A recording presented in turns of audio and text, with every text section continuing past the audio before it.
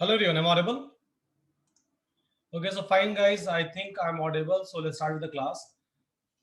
Sorry for delay. I was having another classes, so I'm just jumping from one class to another class. That's the reason. So there was a little bit of delay.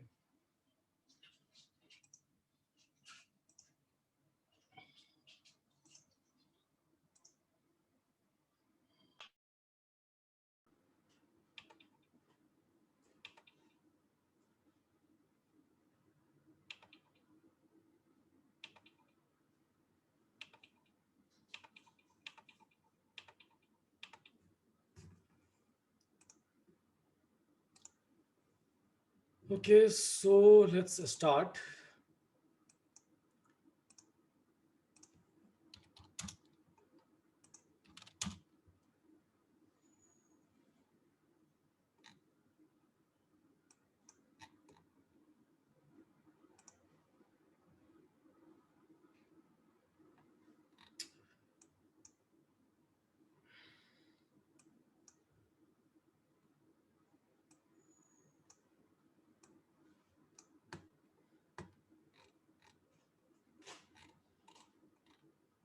Okay, so yesterday, I was talking about like a Spark, and I was talking about Spark architecture, and then we have discussed about Databricks, right?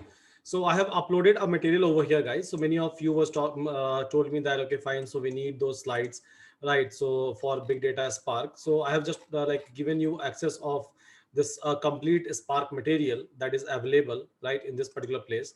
Again, I would not recommend you to go through each and everything, because unnecessary, you don't have to learn something which is not useful. You just have to learn something which is useful for now, and then you should move ahead.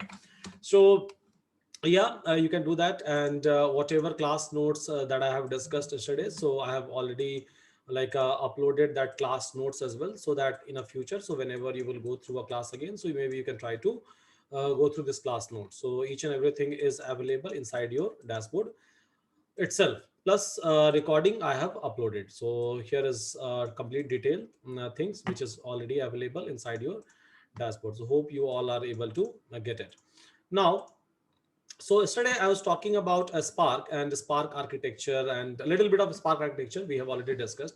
Plus I was talking about a Databricks. So today I'll just try to go through again a Databricks itself. So Databricks, and just try to log in inside a Databricks.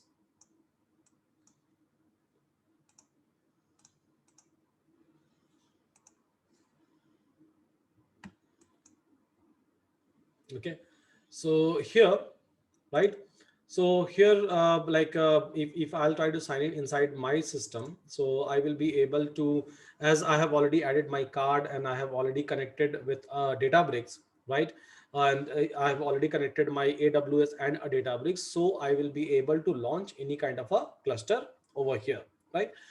Now, so let's try to understand that how you will be able to create, or how you will be able to activate Databricks with your AWS. And as I have mentioned yesterday, that you are supposed to, right?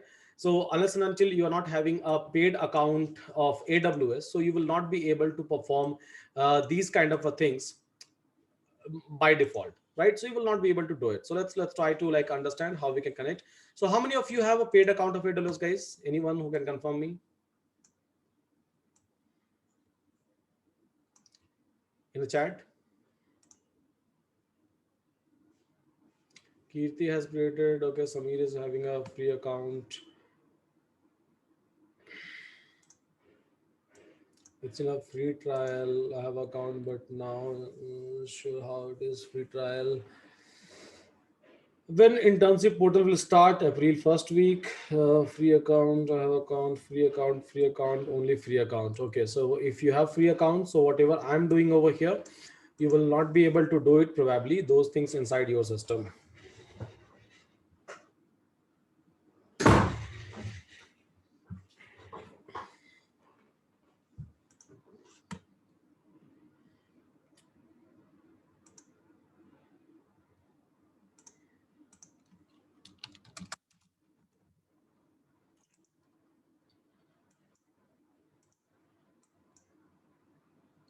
So I have a paid account, and let me sign in inside my paid account.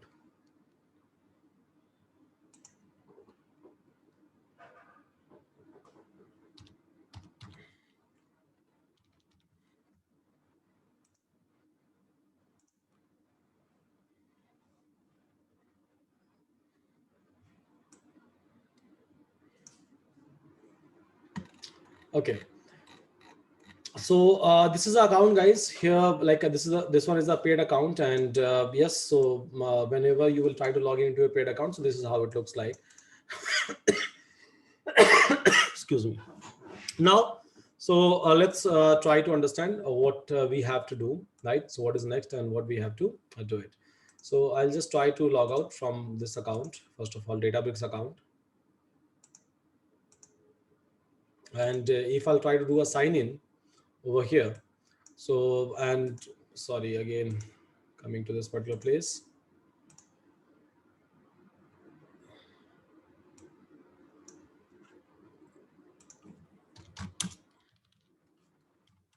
So by default, whenever you will try to sign in on a databricks.com, right? So let's suppose if I'm trying to log in, as we all have logged in, right? And if you will activate your, or if you will upgrade your subscription into a Databricks, and if you will opt for AWS, so you will be able to see something like this. So first of all, you will be able to see Databricks plans. Then it will ask you for your billing detail, so you have to like mention your billing detail. Then here, so you have to set up your account. So in this page you will get stuck. So whenever you will try to upgrade your account, so this is a page where you all will get stuck, right? So let's try to understand how we can try to configure this particular step, because till this point, so here's a database plan. I have selected a standard one, and then like billing details, so I have added my card, each and everything, that is fine.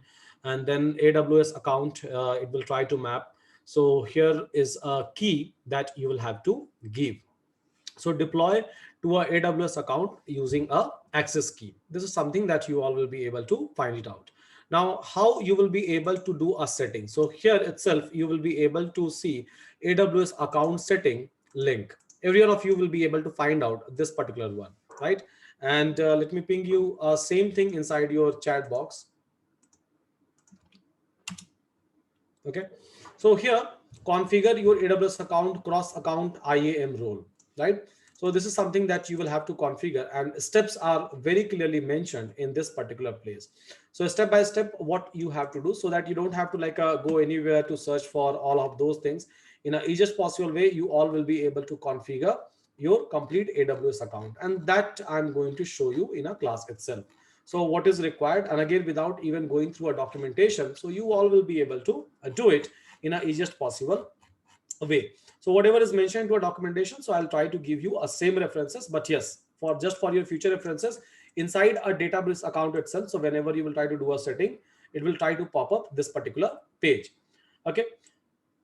Now here they are saying that as a Databricks account owner, log in into a account console, then click AWS account tab, and then deploy to AWS using a cross account role, and you will be able to get this particular screen. So yes, I'm able to get this particular screen, right? And here I have already selected a second option. You can try to like do these things with the help of first option or with the help of second option. So I have used a second option, deploy to AWS using access key. And most of you are going to get stuck over here itself. It will show you again and again many different kind of errors in this particular place. And again, this happens just because of your wrong key ID, or maybe AWS account ID, or maybe your secret key that you are going to select. Just because of that, so these are the issues that you are going to face at any point of a time. So till this point, so we all are good. So step one is good. Step one will belongs to a Databricks itself. Now create a cross account role and an account policy. So this is something that you are supposed to do in your AWS. Till this point, like point number one, or step number one, you have to perform in your Databricks. Step number two, you have to perform in your AWS account. So in AWS console, they have clearly mentioned that go to IAM, right? So identity access management, this is the full form of IAM inside AWS. So here you can try to search for IAM in this particular place. So you will be able to get a very clear link over here. So let's suppose if I'm going to click on IAM, right? So once I will just try to click on IAM, I will be able to find out all the existing IAMs and then whatever roles which has been defined. So I will be able to see each and everything and many different things. So sometimes this also creates a confusion, right? This also creates a confusion for all of you. So here in AWS account, go to AWS console, go to IAM services, click the roles in a roles tab in a sidebar. So here you will be able to find out roles tab. Just try to follow step by step. You all will be able to do it. And documentation is created in such a way that you don't need any other document, right? So I will try to click on roles, right? So role wise, you will be able to find out multiple roles. That is completely fine. So here, click on the roles in a tab in a sidebar. Click on create roles. So what you have to do is, so you can try to create a new role over here. So here you will be able to find out create role option, click, and then you will be able to create a role. So AWS services for EC2, Lambda, and others. Another AWS account belonging to third party. So here in this way, you will be able to create a role. So let's suppose if I'm selecting this one, AWS services. So select a type of the trusted entity. So click the another AWS account. So let's suppose I can try to click on AWS services or maybe another AWS account. So let's suppose if I'm clicking on another AWS account. So here specify account that can use this role, right? So here you have to give a account ID. So in the account ID field, enter the Databricks account ID. So whatever Databricks account ID that you have, so you can try to click on that particular place. Whatever Databricks account ID that you are trying to use, so you can try to click and then you can try to like do these things, or else I can try to create a AWS account ID itself, and then I will try to give AWS account ID the way I have given in this place. So here maybe I can try to click on AWS account, choose common services, EC2 or Lambda, or any other services I can try to like choose over here. So let's suppose if I can try to choose EC2 or maybe a Lambda. So, or maybe like this one, if I'm trying to choose and next permission. So I can go to a next permission and here, so I can try to create a policies, means one account, one identity access management you are trying to create. Now, after that, what you are trying to do. So you can try to like pick and choose whatever policies that you are looking for, and then you can try to like click on next. So maybe administrative access, this access, and then next tab. So here you can try to like give a new key and its values, and then you can try to go for a next. So here you can try to like give a new key and its values, and next to previews, then again role name you can try to define in this particular place, right? So maybe I can try to say admin over here and then create a role. And in this way, you will end up creating a role called as admin, as I have created over here, right? So it will be one of the role which will be created for this particular specific services. So here is the step which is given to you. Now, again, what I can do is, so in the list of role, click the role you have created. So here I have created admin role, right? Admin role I have created. Now what I can do, so admin role is having this particular like tag is having these two accesses. So what I can do is, so I can try to check its permission, right? Or I can try to like check its permission, that what is the permission that it is having to for this particular role. Plus I will be able to create a policies. So here I can try to like click on attach policies, and I can try to attach any of the existing policies, or I can try to click on create policies, and here, so I can try to create a policies. So this JSON you will be able to get, or you will be able to access from here itself. So let's suppose if I'm clicking on edit AWS, and this is my AWS account ID, and this is my access key ID. I can try to give my access secret key, and then I can try to apply for the changes over here. So here, right, so you can try to copy and paste all the authorizations which you will be able to get, and then you will review the policies, create the policies, and then you will like end up doing this role ARM changes. So there is again like with respect to AWS account resource manager, so you will have to like give all those URLs, and then your work will be done, and you will be good to go ahead with the access. So you will be able to start accessing your AWS from a Databricks. So just we'll have to follow this kind of things. This is a hard way actually. This is a hard way of doing any of these kind of operation. Other thing which I can try to do over here is that instead of going ahead with this particular option, right? So instead of configuring these things in this particular way, so what I can do is, so I can try to go ahead and I can try to click on S3. So I can try to click on S3, and let's suppose this is a S3 bucket that we have created. Let's suppose for a data storage, if I have to use it. Now here, this is the easy option. I'll tell you easy option as well, which is not suggested by Databricks, right? So easy option wise. So here what you can do is, so you can try to create a bucket first of all. So bucket is nothing but your repository where you will be able to store or where you will be able to save our data. Those who are new to AWS, right? So we can try to create a S3 bucket. So let's suppose if I'm creating and I'm giving a name test 1 2 3 4 5, right? So this is a bucket name which I can try to create, test 1 2 3 4 5 INURON. INURON.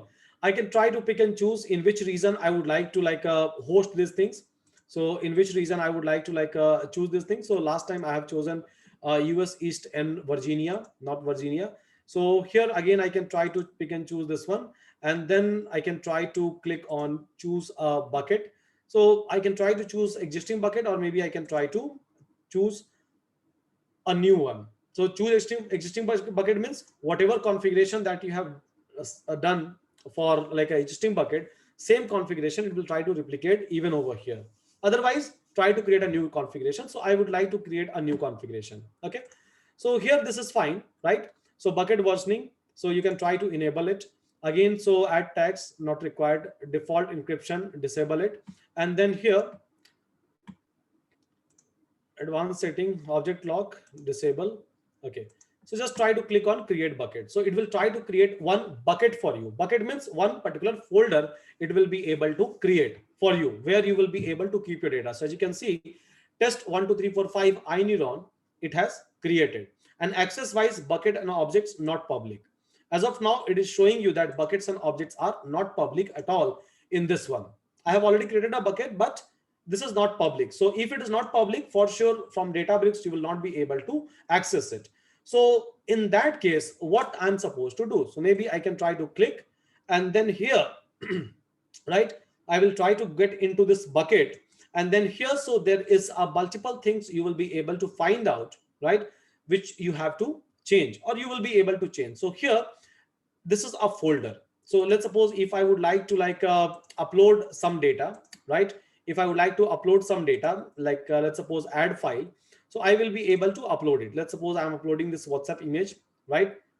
So I will be able to upload all of those images over here because it's nothing but it's just a simple normal repository that I've created, and I can try to add it, right? And at any point of a time, I will be able to access it.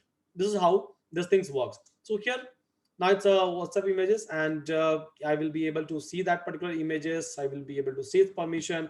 And if I'm going to share this S3 URL, right? If I'm going to share this particular S3 URL, so yes, you all will be able to hit it, and you all will be able to see my data set as well.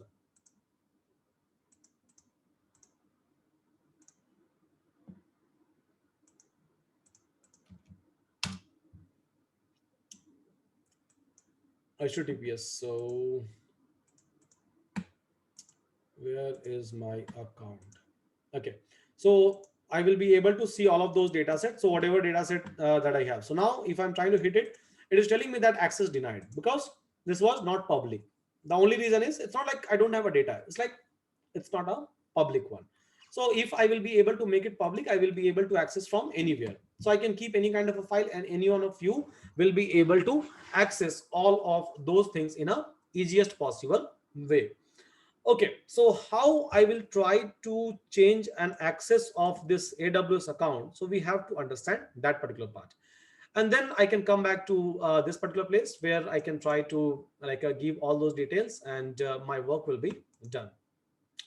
So here, what I can do is, so I can try to go inside the permission tab and block public access to a bucket. So here it is mentioned that by default, it will block all the public access. I can try to click on edit, right? And I can try to remove it so that, and then save changes. In this way, it will be able to give me an access, CUNFIRM. So confirm. And in this way, this will be public. So this setting, you have to enable it. Now, the second thing that you will have to do is, so you will have to keep a bucket policies. Now, from where you will be able to get a bucket policy, so we will try to understand. We all will try to understand that from where I will be able to see a bucket policy, because unless and until you are not going to set a bucket policy, you will not be able to access this bucket from your another account or from your like a Databricks account. So we have to set this one. Plus object owner. So ownership will, we can try to set. So we can try to change the edit and the object right permission for the bucket owner, and bucket owner preferred no object uploaded in this bucket. So depends upon your need. So you can try to create changes over here. So once you will end up doing all of those changes, this bucket policy is still like a empty for me. I will try to do it. Then you can try to go to a matrices. Matrices means it will just try to show you how many data you have uploaded, when you have uploaded, how many times you have accessed the data. So this is just a detail that it will try to show you. Now there is a management tabs. Here also you will be able to find out the same kind of a things like replication rules and in what and all reason you have replicated it. And then access point wise, so you will be able to set a access point, so from where you will be able to access all of those things. This is completely fine. Now going back to the Amazon S3, and this is a bucket that we had, right? So this is a bucket that we have created test 1 2 3 4 5, and inside this one, right? So inside this one you will be able to find out a settings. So you can try to change a settings, the storage type, e tag, size, each and everything. And then if required, so if required, so you can try to change all of those settings. Otherwise this is completely fine. Now, so on top of this, again, you will be able to see what and all settings you will be able to do for all the buckets. So this is also, you will be able to find it out. So here I have already created a bucket, and now you can see that this bucket is open to a public. So now if I'll try to hit this data and its URL, so for sure I will be able to access it. Still access denied. I think it has not updated. Permission, public.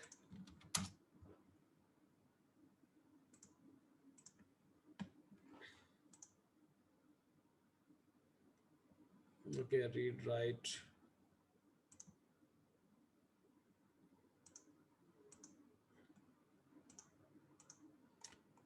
It's all about click, guys, nothing else.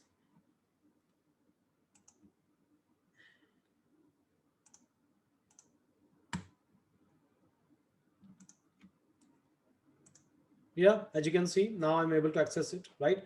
So it's all about permissions over here that you will be able to find out for any kind of objects that you are going to store or that you are going to hold inside this one. So fine, we are able to create a bucket, and then we are able to do rest of the things. But to connect with your this account, right? So whenever you will try to deploy these things, so for sure you need AWS access a secret key, and you need access ID and account ID. So these are the details that you need in a very first place. So what I will do is I will just go over here and I can click on IAM, and from here, so I will be able to get my access key. So here I can try to go into this one, and then security credential. I can try to click on here, and then I can try to create a access key. So if required, so I can try to create a access key over here, and then I will try to like give that particular access key, and with the help of that particular access key, so I will be able to perform any kind of a operation. So as you can see, this is 760, right? So I think last time I was using this access key for my account 760. Yeah, so this is the access key ID which I have used last time. And from here, from your IAM role, so you will be able to get it. And there is a way to create an access key as well, so you can try to create it based on the users. You will be able to do these things now. So for this account,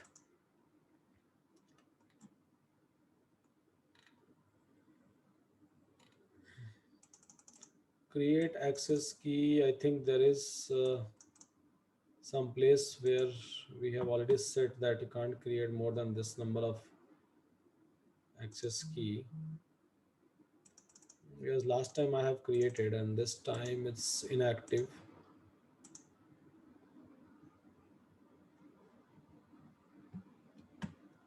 Inline policy is fine.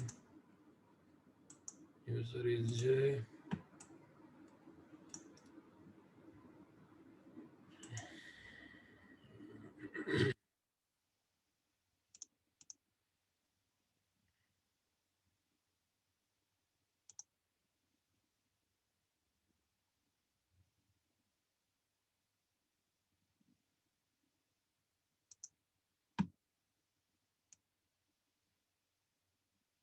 Okay, so access key.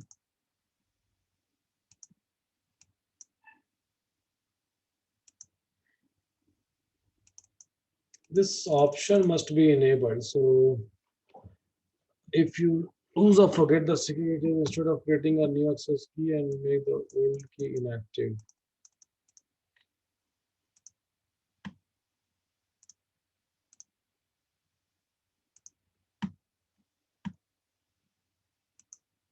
Yeah, make as active. So access key, this one is activated.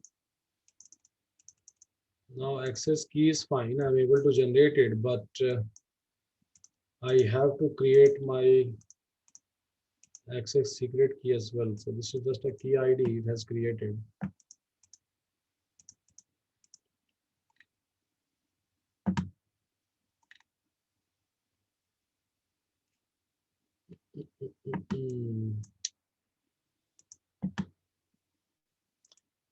Okay, there is some limitation per user. So let me deactivate and delete it.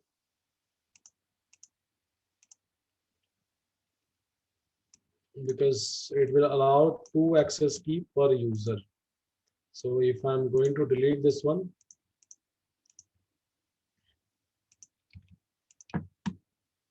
okay. So now you will be, so 2 like access key per user, you will be able to create. So here I can again click on create access key. So why I'm creating again? Because access key ID is fine. I'm able to get it. But what about secret access key? So unless and until I don't have a secret access key, I won't be able to work. So it's completely fine. I can try to download these things as a CSV file and then try to close it. And this is something that I have received as a access key ID. And this is the new access key ID. And this is our secret key. And yeah, so I think my work is done. So I can go back to my Databricks. So this part is a little bit tricky and this part will give you a pain. So access key ID, yes, I'm able to get it. And access secret key, I'm able to get it. Now apply changes. If everything is fine, right? So it will take some time, couple of minutes of time to activate your access key ID. Okay. Now S3 bucket, you have to give. That's the reason. So we have created S3 bucket, right? So here I can try to like give my existing S3 bucket. So I have already mounted my things with a S3 bucket. So with this S3 bucket, so I have already mounted it. I'll show you my S3 bucket. So last time I have created my S3 bucket, right? So this is my S3 bucket, which I have created down to personal. Bucket is nothing but just like a storage. So this is something which I have created last time. And if you will go to a permission over here, so I have just all set all those permission. And then here So this is a pain point. So this is where you are supposed to set a bucket policies. Now, for the very first time, when you will try to configure, right? When you will try to configure these things, so at that point of a time, they will give you, right? They will try to give you a bucket policies. So from here, you will have to copy this policy, and then you will have to paste that policy in AWS account. And this is how you will be able to activate, or you will be able to deactivate, and then deploy. So then after that, it will be able to give you this link. Means we are trying to connect to our AWS account over here, right? Means we are giving a permission, and then we are giving a permission for this particular bucket. Bucket means wherever it will be able to store a data, and then it will be able to utilize it. Why we are creating AWS account? So that it will be able to launch AWS services and all those things automatically, because we are using a cluster. We are trying to create a cluster through our Databricks. Now, Databricks is just a service provider. Databricks never try to give you a system. So system wise, it will be able to launch it over a AWS if you have provided this access in this particular place. This is the only constraint that you have. And then deploy. So it will be able to give you this link. You can just try to log in over to that link by using a same user ID and password, and you will be able to get into a paid version or upgraded version of a Databricks. So this is a very simple step. Just this two step you will have to follow, and if you are able to follow this two step, I think your database account setup will be done. So anyone who is having AWS paid account, so they can try to share their screen, and we will try to do this configuration once again in your system, right, step by step, and then I think we can move ahead. So anyone, guys, anyone who can ping me in the chat box, who is having a paid AWS account? Okay, so Kirti is saying that she is having. So fine, Kirti, you can just raise your hand, and we can join panelist side. And so anyone else who would like to do this?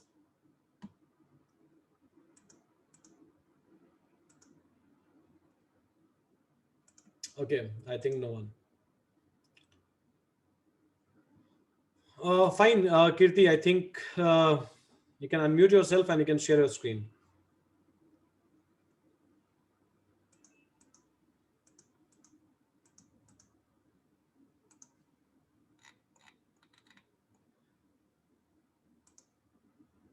Kirti, I'm audible to you? Hello.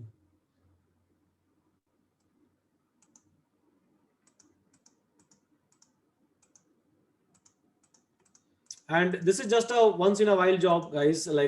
Once I will be able to set up my account, I will be able to run it for years. So it's not like we used to do these things on a daily basis. It's just for the very first time.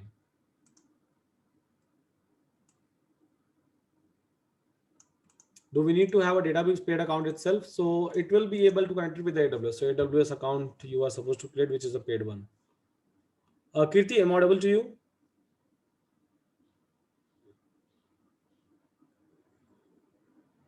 But I'm not able to get any voice from your side. So if you can unmute yourself, and if you can speak.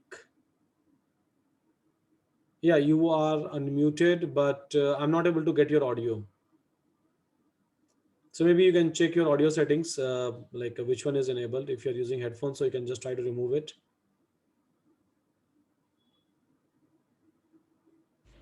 Hello. Yeah, now you are audible. So yeah, you can go ahead and share your screen. We'll try to do a same setup in your system. Yeah, I'm trying to say, but host disable participant screen sharing. Is it okay? Yeah. Now it's enabled. Yeah. Okay.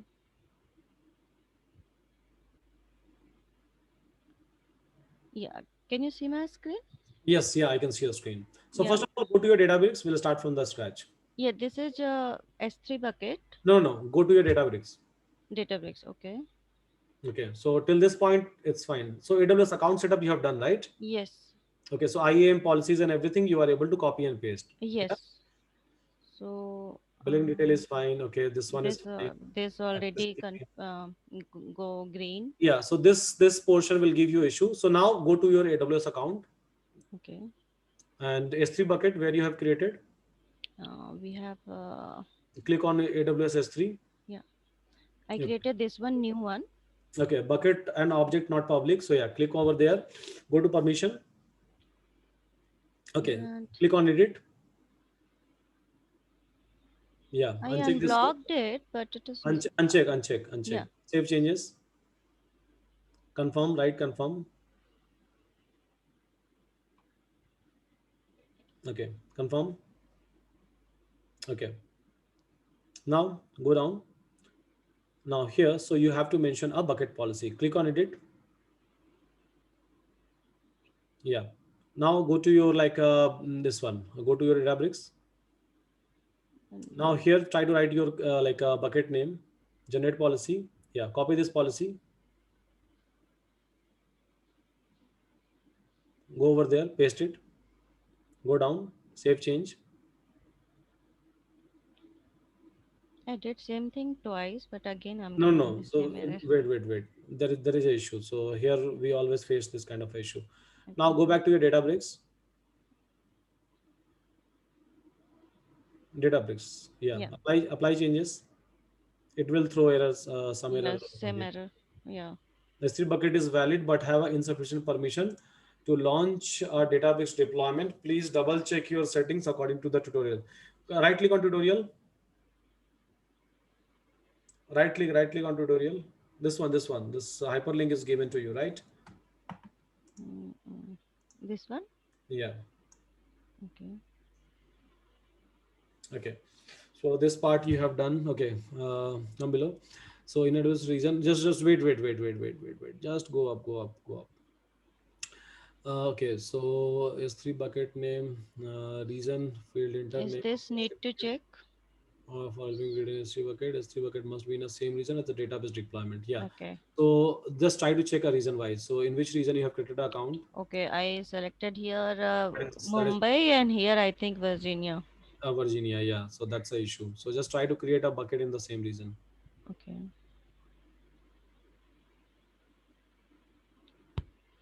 I think that is This is in this. a US Virginia, right? Okay. Yeah.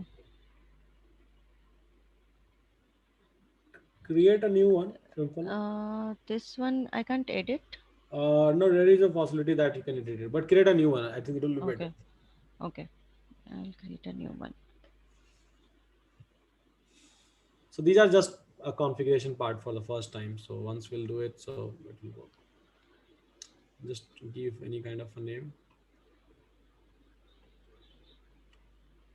Okay. Now come to this part, AWS region. Mumbai region I don't think we have in this. Yeah, we have one. Yeah. That's it. Fine, Okay. fine. Leave it. This one. Okay. Uncheck. Bucket worsening, disable. It's fine. Acknowledge. Yeah. Come down. Add tag, leave it.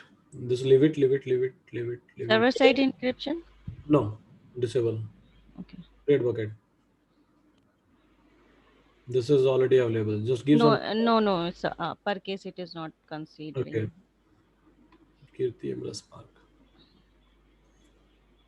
That's the issue always I'm getting. Yeah.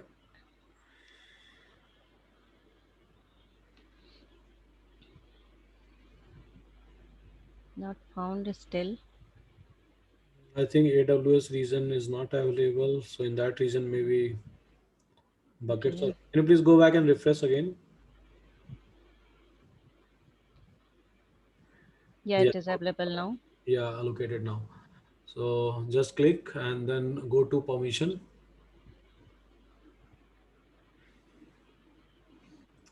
Okay. So This now come to the bucket policy. Click on edit.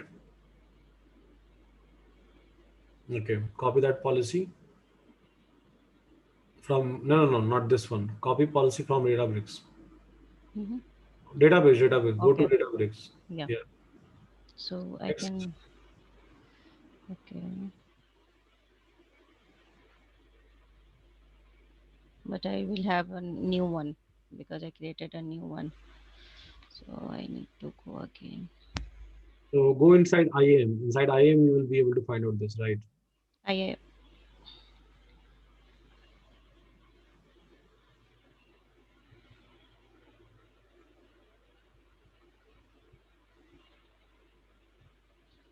User, click on user. Yeah, click on Kirti. Yeah, click on security credential. Yeah, so here create access key. Two you can create anyhow, so you can just click on create access key. Okay, download. I can copy from here. Access ID will change, right? Download it. It's simple. So even for the future expenses. Okay.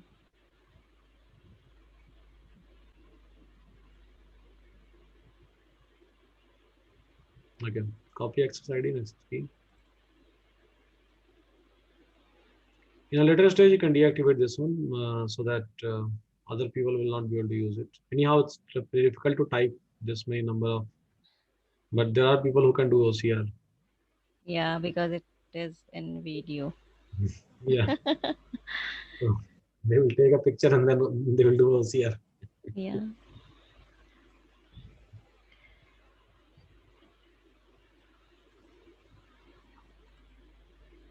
Okay, copy.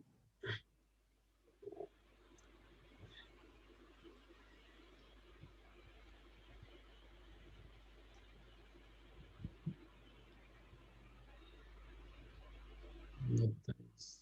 Okay. Now give your bucket name. Kirti, my MLS Park, I think you have created, right? New Yeah. bucket in Mumbai region. Just copy the same name. I think name should not be changed. So Okay. and go to no, no, this is a user, right? I am. So go to S3, S3. Search for S3.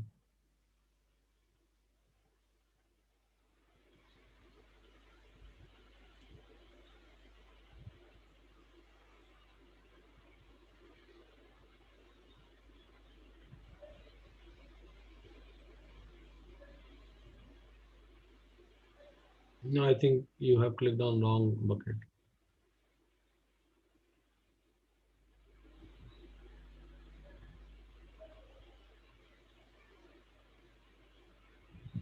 Yeah, copy this policy.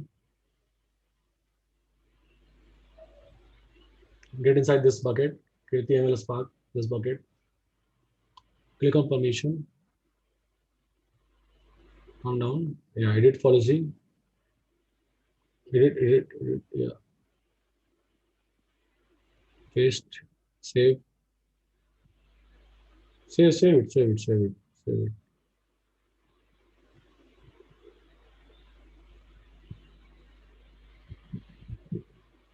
Okay, now try to like, no need to copy. Go to Databricks, go back to Databricks, apply changes. See, Yeah. Done. yeah, agree, deploy.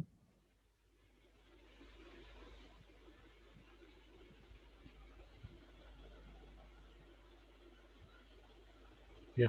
So after this, nothing it will ask for. So like, Will take 30 minutes. no, not 30 minutes. So 5 to 10 minutes, max 2 minutes. 30 Okay. minutes they say, but it will not take 30 minutes.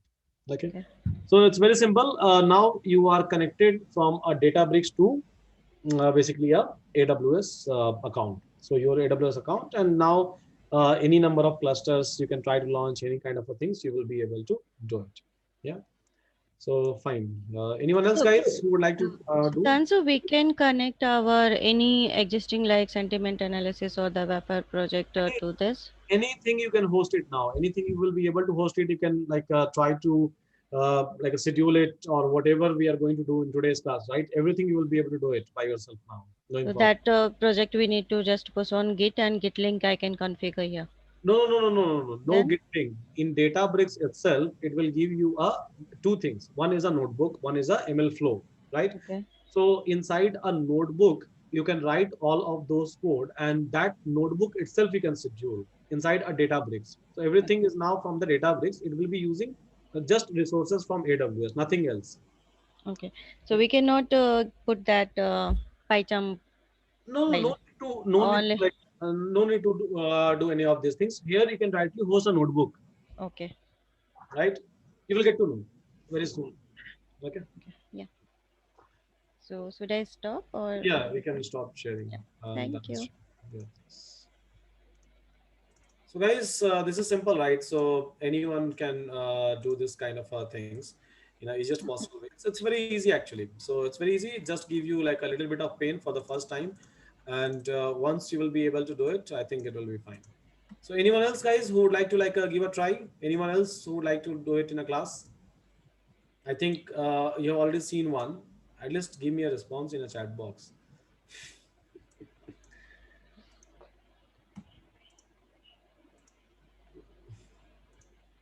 Okay. So able to do it. Okay, Naresh, that's great. Yeah, so Naresh is able to do it. It's very easy. It's just one two step things. Okay, fine. We'll do it ourselves. You will come back to me if you'll face any issue. Fine. Okay, so here once my like account is connected, right? Once my account is connected to AWS, so in Databricks you will be able to find out like multiple different kind of a configuration. So first of all, what you can do is you can go to a cluster, right? So those who are new, those who are going to create these things for the very first time, right? So you will not be able to see any kind of a cluster over there. So what you can do is, so you can try to create one cluster, and again, so click on create cluster, and try to give any kind of a name. So test 1 2 3 4 5, let's suppose cluster mode. So high the current concurrency, standard or single node. So here you can try to go for standard or maybe highly concurrent cluster. Again, this will cost you a lot. And again, single node, so means a single system they will be able to give you. So it depends upon your needs. So you can try to select. Now, so here pool wise, none, runtime wise. So which Spark version you would like to use? So whether you would like to use a Spark version 3, or you can try to use like a older Spark version. So this 2.4 and 3 variants are available. So yes, you can try to use a 3 or maybe a old one. So if you are like using old code, so in that case it will be like advisable to use old one, not a new one, because for new one you can see like a beta versions available, right? So many things will not work, many code will not work in that way. Yes, so you can try to use maybe some LTS version. So maybe I can try to pick and choose this one. Enable auto scaling, you can try to do it. So enable auto scaling means, let's suppose today on my system load is like my system is been used by maybe a 10 user, tomorrow 1000 user, right? I don't know about it, or maybe I'm not sure about it. So in that case I can try to click enable auto scaling, and then here, so minimum and maximum number of worker node, or minimum and maximum number of machine I will be able to define, right? That okay, fine. So this is the minimum number of machine. So if there is no load, and this is the maximum if there is a load. Again, it will try to charge you a little bit more, a little bit high, and again depends upon the uses. This is depends upon the usability. If you're not using it, so they are not going to charge you like anything. Here you can try to set, so enable auto scaling local storage, right? So even in a local storage, so you will be able to like enable a auto scaling.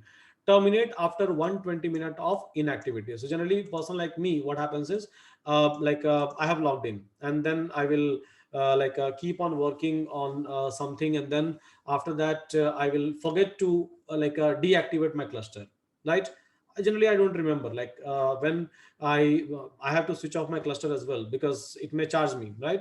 So if you are that kind of a person like me, so in that case you can try to set your minutes. So if you're not doing anything, if you're not utilizing your cluster, right, so it will automatically try to deactivate it. Otherwise you can try to just uncheck this option. So terminate after 120 minutes, so it will automatically terminate my cluster. Now here, worker type, right? So what kind of a system you are looking for? So maybe 120 GB RAM, 16 core, 4 dbu, or any kind of a system you can try to select. And there are variety of the system which is available, right? There are variety of the system which is available, so you can try to choose any kind of instances that you are looking for, and it's completely fine. So again, these things are pretty much useful. So whatever minimum number of, so here if I have choose i3x large, right? So 30.5 GB of memory, 4 core, 1 dbu. So here minimum two system it will launch by default, so it will cost me for two system. And maximum, in a maximum load, so max to max it will go till 8, right? And every system configuration will be same, right? Now driver type, so you can try to pick and choose same as worker, or maybe some other driver you can try to choose. Driver is nothing but a main node that is been used for doing all sort of things. So here one driver I have chosen, and 2 to 8 worker node I have chosen. So let me disable this one. I don't need, maybe 2 is more than enough, right? So here I can try to click on create cluster. So once you will try to click on create cluster, it will take some time. And as I have mentioned, terminate after 120 minutes. So if I'm not using it, automatically it will terminate. So this process will take some amount of time, maybe 3 to 4 minutes of time for me to enable a cluster. And then I will try to show you how to utilize this cluster.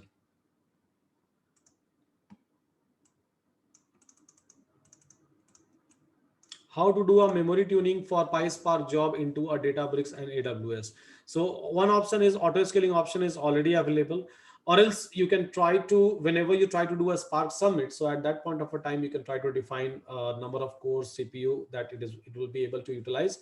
And in that way, so you will be able to control or restrict a particular program to utilize only that many resources, because Spark is a in memory. So if you're not restricting it, so by default, it will try to occupy all the resources that you have in your system. So this is how you can restrict it at the time of doing like a Spark Summit. We'll discuss, just wait.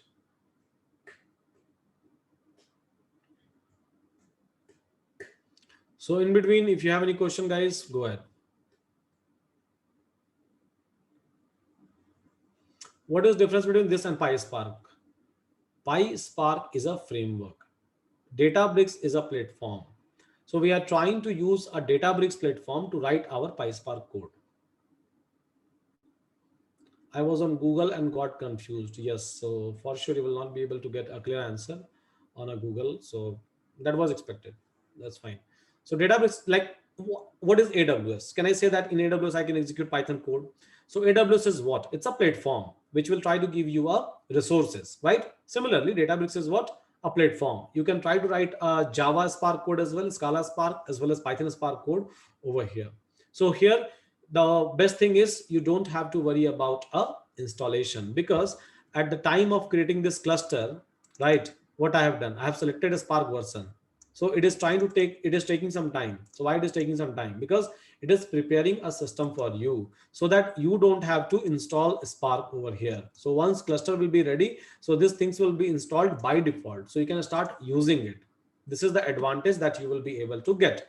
So otherwise, I'll show you, like I told you in yesterday's class itself, that I'll show you a local installation as well, and you will find out that local installation is little bit tricky and a painful job. And again, anyhow, you are not going to host anything into a local system, right? It, at the end of the day, it will be some cloud or server itself. So yeah, this is just trying to install and prepare a system for you. It's like I'm on platform and we are learning. PySpark is underrated. No, PySpark is not underrated. There are many organizations who are using these things heavily, and in as per my past experience, so there are many big market player from every domain. They have a huge system built on top of PySpark or like a Spark.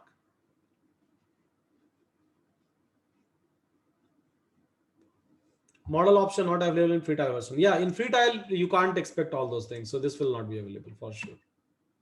Okay, so as my cluster is up and running, so what I will do, I will just go to maybe this one, and I can try to create a new notebook over here. Or first of all, I will try to import a data, import or like export a data. So here I can try to import a data first of all. So maybe I can try to keep my data on a S3 bucket, right? And then from there I can try to take a data, or maybe I can try to upload a file directly. So I can try to select some file which I have to like a process, or maybe for which I have to build a machine learning model on top of it. Yeah. Okay, so I can click on browse. So let me take some file which we have used in our, we can try to use buffer itself, right? Or maybe I can try to use any machine learning algorithm that we have done. So I'll just try to upload that file from there. ML masters and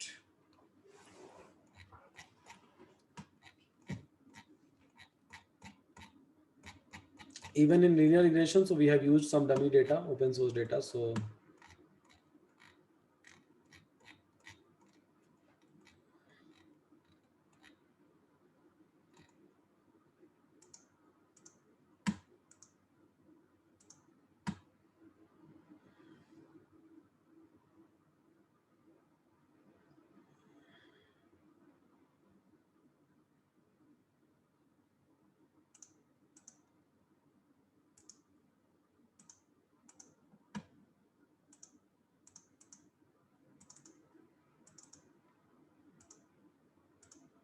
okay, so advertising, admission prediction. So yeah, this kind of data I can try to pick and choose, and let's upload those data on a cloud platform itself. So browse, and then so let's try to load this data. Okay. So, okay, fine. So create a table in a notebook or create a table in UI. So maybe I can try to create a table on UI. As of now, it is asking me for the cluster because to create a table, so I need a resources, right? So preview table. So this is a table by default table that it will be able to create for your data visualization. So just wait. So it is trying to utilize this cluster. Or maybe what I can do is, so I can try to like create, or I can try to see all of those things over here. So just I'll show you how easy it is. So like I have gone over there, right? Upload and click on browse, and I have just browsed this data, right? So once after browsing this data, so create table in UI, selected a cluster, preview table, and it will take some time to preview a table. Okay, so now preview table is done. I'm able to see the preview of the table. Yes. So what in all like columns that we have. So yes, we are able to like see it over here, right? All those columns, all those data set, we all are able to see it. Now create our database type. You can say default. Then what is the file type? CSV. It is able to observe it. Even if you have a JSON file format, it will be able to do it. Even if you have a Avro file format, it will be able to do it, right? If you are going to check this one, that first row in header, by default, it will try to give you column name, its own alias. It will try to give you. Now, if I try to click over there, now it will try to take column name that is available inside my file. If I'm saying that, okay, fine. So first row is a header, right? Infer schema, then again multi-line. Yeah. So like it will be able to tell me that, okay, fine. So this is int, double, double, double. So see, it is able to observe and identify each and everything by itself. Now, so I can try to click on create table. So it will end up creating a table for me. You need to create a cluster to view the table. Cluster is already created. Why it is giving me this option? Is it looking for another cluster? Fine, not an issue. Okay. Now another option over here is like I can click on browse, and then I can click over here, click on open, and then I can try to see these things into my notebook itself. So create table in notebook. So here if I'll try to click, as you can see, it has created a beautiful notebook for me. So where this is my file location, right? So this is my file location that I have, and let me try to change my cluster. So by default, for the free version, it will be detached or like a default one. This is the cluster which is up and running. So I can try to select this one. So now I have a resources, and this is the capacity of this resource. So test 91.50 GB 12 core, right? And this is the Spark version 3 I'm using. Now, first row is header, TRUE. So here it has already created it has already given me the file location for that particular file. And anytime whenever you're trying to read some file, so you can try to read out all of those file in this particular way. So it will be like easy for you to read out these things in this particular way. Yeah.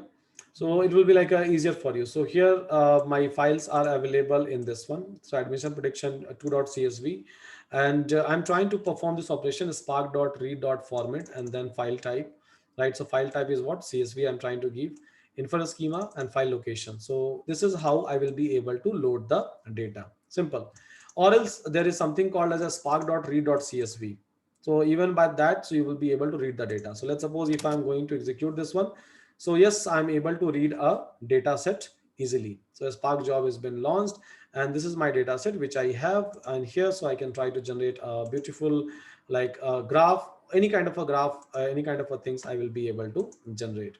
Now here, so if you have to create a table and query, if you have to execute, like you don't want to like write a Spark code, you would like to write a SQL code. So you can try to create a temp table, and data frame means this data frame, you can convert this data frame into a SQL table easily over here itself. So data frame dot create or replace a temp view. This is the API, or this is a function which is available, create or replace a temp view. So it will be able to create a temp table for you. So let's suppose if I'm creating a temp table, invalid view name. Yeah, so it is able to create a temporary table for me, right? So if it is able to create a temporary table, so I can try to fire any kind of a SQL command that I want over here. So as you can see, select a star from this admission prediction, and it will be able to show me the table. So here, this is again another advantage. So let's suppose I'm a SQL person, right? And I have to use a Spark capability. No need to worry about it, right? Simple, replace or convert your data frame in form of what, in form of a temporary table, right? So your actually data is been interpreted in a form of RDDs. The Spark just understand only one data type in a bottom, that is a RDD. But you can try to convert these things into a temporary table, and then you can try to type select a star from like admission, or maybe if I'm a person so who just understand a SQL, so star LOR, right? So select LOR column. So I'm able to select LOR column, or whatever kind of a SQL query that I have to write. So I will be able to write it down in a easiest possible way, right? So my data load operation is done, right? If I have to query something on top of the data set, if I have to run the SQL query, yes, that is fine. If I have to run some kind of a Spark query, yes, that will be done, right? Now, if I have to save this table permanently, right, somewhere, I can try to save my table permanently as well, right? So I will be able to save my table permanently in this particular place. So permanent table, and then data frame dot write dot format, I can try to execute it, and here so it will be able to save these things in a table format.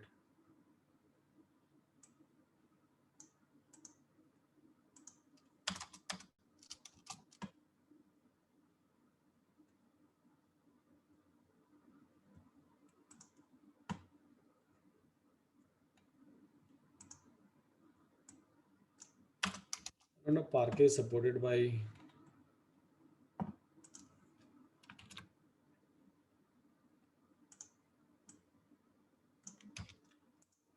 3.0. Let me check what is a supported version. Format CSV it supports. Okay, so I'll just try to dump it in a CSV format itself. Okay, that's done, right? So see how easy it is to debug. So yeah, so in a CSV format, so I can try to hold this complete table, a permanent table, right? And if I'll go over here, so maybe I can try to like observe all of those table from here. So this is like completely fine. So we are able to do it, right? So we all are able to do it. Now, so on top of that, so if I have to write any kind of a query for a machine learning or for anything, so I will be able to write it down. Now the question over here is, whatever algorithm that we have studied so far, so forth, how I will be able to convert all of those algorithm into a Spark code. I'll tell you a easy approach as well. So let's try to see what is the easiest possible way by which I will be able to convert my machine learning code into a Spark code. So that you don't have to reinvent same thing, or you don't have to like relearn all of those things from the scratch. So here what you can do is you can try to go to Google and try to search for a Spark download, right? So once you will search for Spark download, you will get into a official documentation, and here so you can try to select 3.0 because that is the same build we are using, so it will be compatible. And here so you will be able to find out Spark download .tgz file, right? Click on the first link and you will be able to get it. So let me ping you this link from here, so you will be able to download a Spark complete setup for a local. So this link is available, guys, in your chat box. So just Spark download, search for this in a Google, and then choose a version, and then you will be able to come in this place.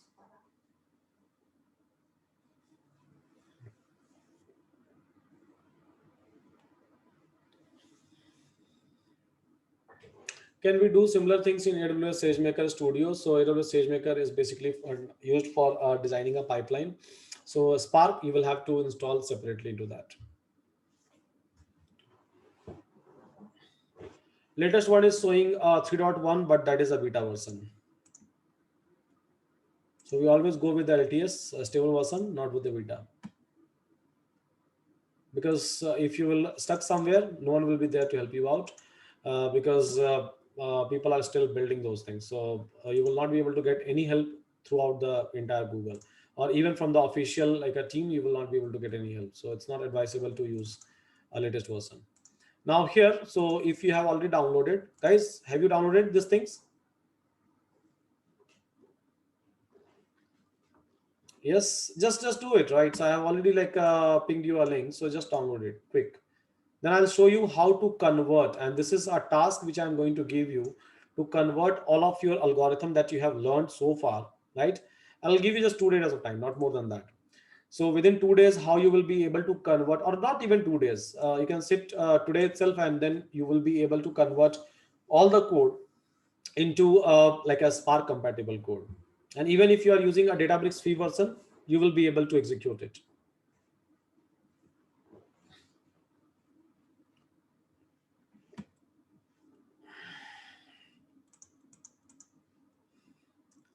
And very good things over here is, so if you will get stuck in a Spark, so support team will not be able to help you out at all. So you will have to join a doubting session. There, I will be able to clarify all of your doubts with respect to Spark, any kind of a doubt. So this is a very good thing about a Spark. They will be able to help you out with ML and all those things, but not with us related to a Spark.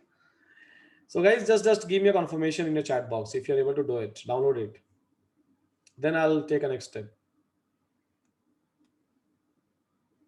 Quick, everyone, 1 minute left. Okay.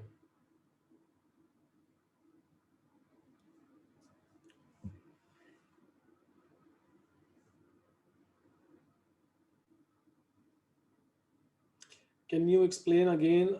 So which part, may I know which part, for which part you're looking for explanation?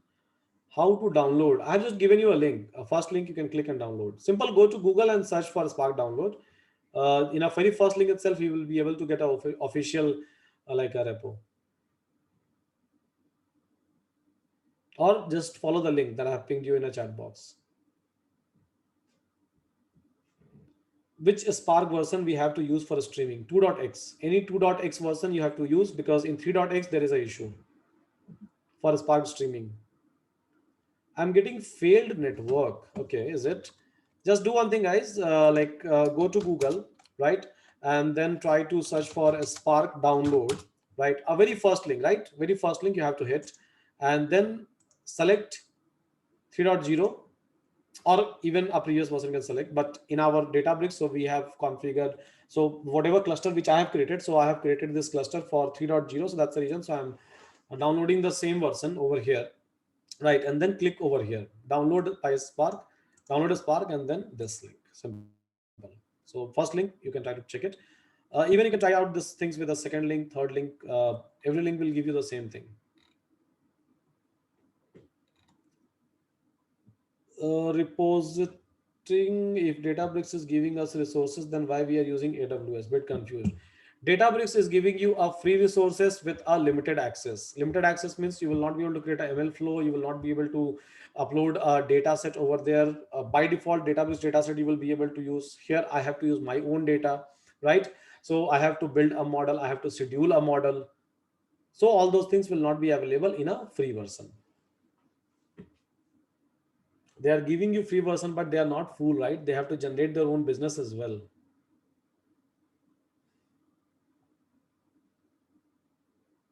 So for sure, and plus they have to they have to make their platform popular. So that's the reason they are giving you free versions, so that you will come and then you will see, okay, wow, these things are available. For sure, you will have to pay.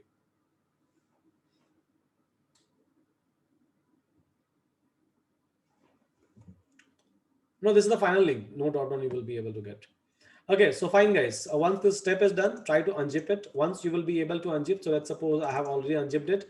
I'm inside this location again, unzipped, and then over here. So you will be able to find out a directory called as example, right? So over here you will be able to find a directory called as example. So just get inside this example directory, right? So here you will be able to find out like a source, right? Again main. Inside that you will be able to find out Python. So are you able to reach out to this place? Just see my like a hierarchy. Example, source, main. Yes, everyone got it? Okay. Inside that, you will be able to find out Java, Python, R, Scala. Okay.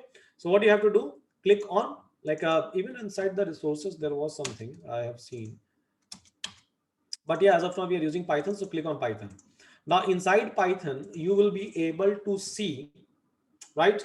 Inside Python, you all will be able to see a code which they have already shared with you, a very huge amount of a code which is already available. And now I'll show you the list of all the ML algorithm that they have implemented, and they have given you a sample of it, right?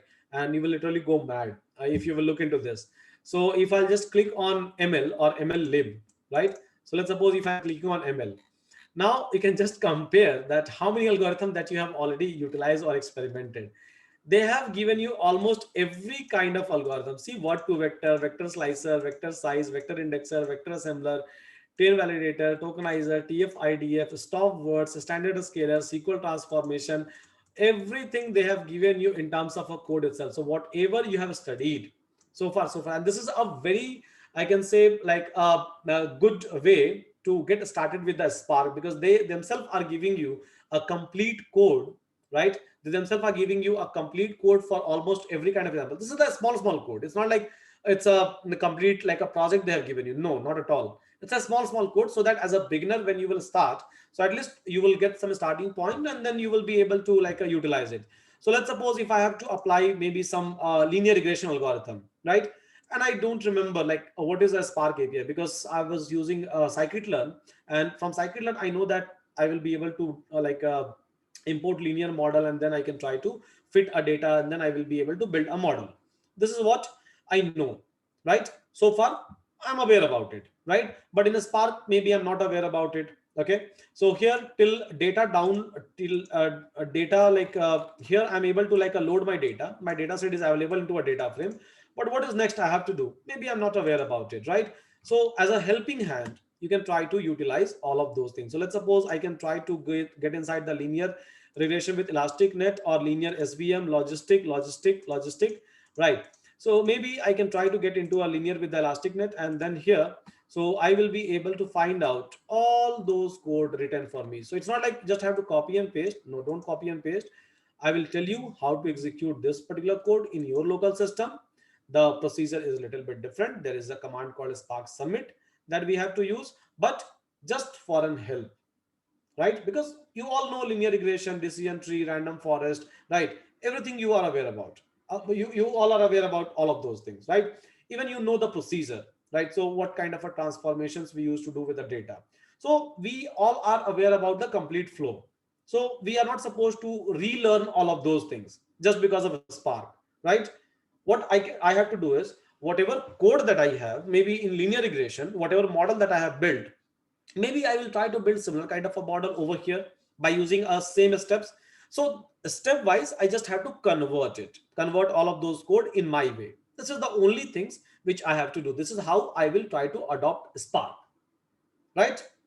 It's not like I will start learning all those Spark like methods or functions. No, not at all. It's not required for anyone. Even I don't remember, or even I don't learn. I don't even remember any Python APIs or anything, right?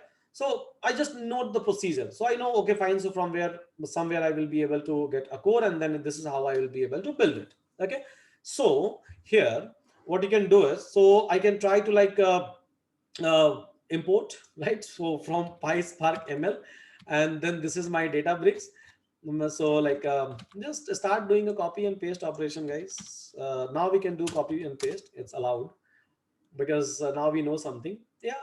So this import is working fine. It simply means that linear regression I'm able to import, right? A Spark session. So by default, a Spark session will be created, or a Spark context will be created in a Databricks. That's the reason. So we are able to load it. So this Spark is nothing but it's a first point of contact. So here a Spark context is already created, right? That's the reason. So we are able to load the data. Otherwise, it will not allow you to load the data. Okay. So Spark context is already created. It's fine. I'm able to import this libraries, and then here data read operations we are trying to do. Here we are already able to load our data, right? So df, this is my data frame which is already available with me, right? So I can try to write over here display display and then data frame or df.show. This is also going to work. So see, this is my data frame. I have already loaded it. Okay. So this data load operation is done for me, right? Now what I can do, so I can try to maybe create a linear regression. I can say a linear regression, maybe uh, equation, right? And then I can try to fit all of those data that I have into my linear regression model, right? So let's try to do it, guys. Let's try to perform this kind of operations over here. So this is a linear regression with the elastic net parameter. I'll show you a simple linear regression as well. It's available into a different directory.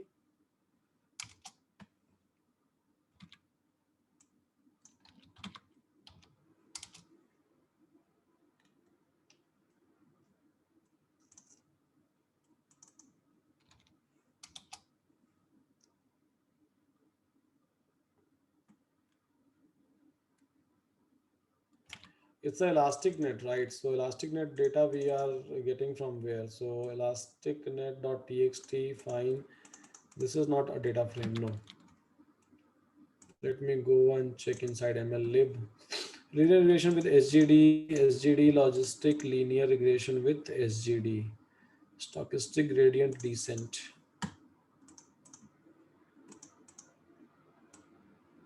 Load data is fine, then parse the data.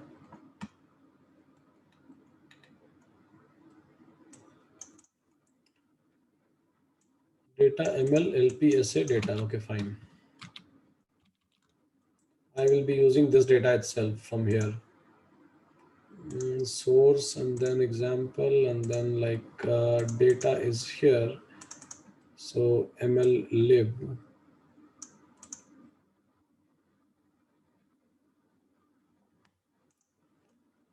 So I can go here. I can try to upload our data.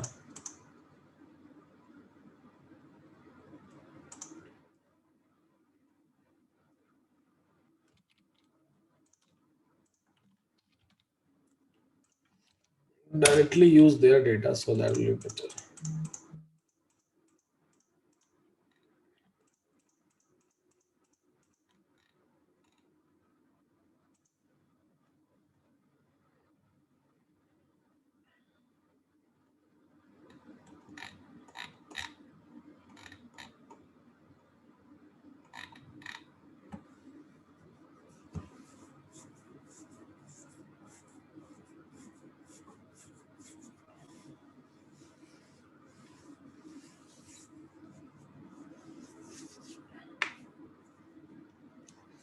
Okay, so all those data upload is done. So we are good with respect to our data upload.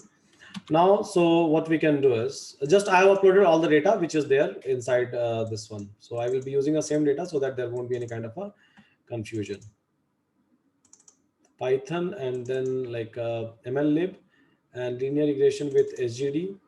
And here, so I can try to, let me open up in my notepad. Okay, so just try to import everything.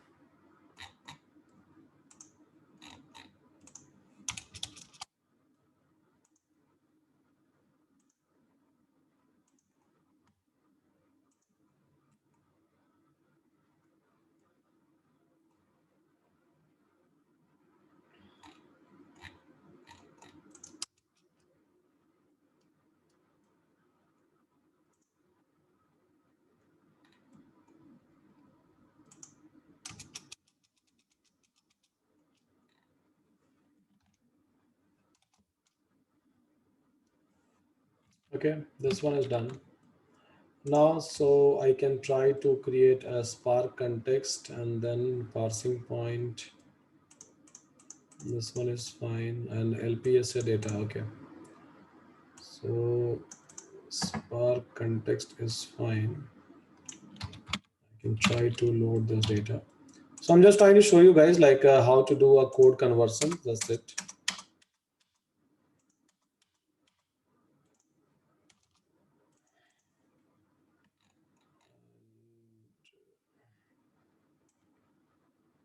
In this location, all the files will be available. So I can just try to change this part.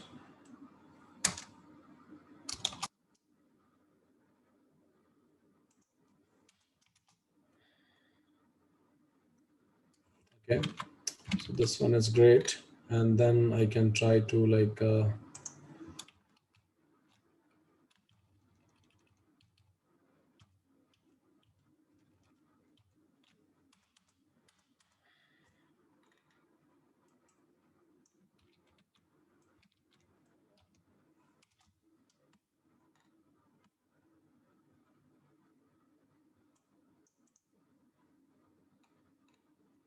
input path doesn't exist. LPSA, I think I have loaded.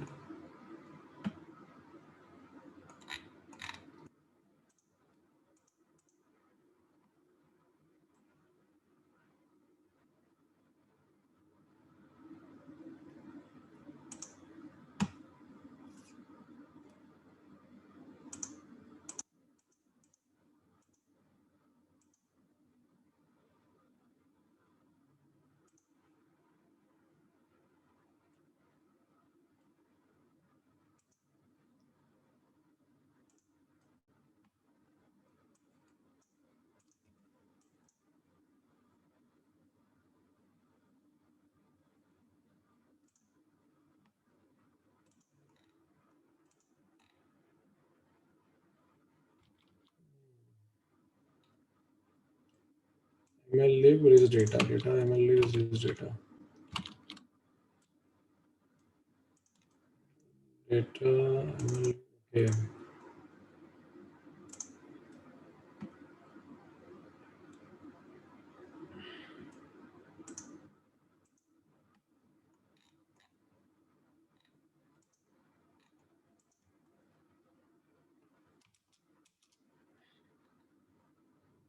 So yeah, as you can see, like it has started executing a code, right? And here I have done nothing. You can say like I've just done a basic import that it was supposed to do it, and whatever executions that they have done. So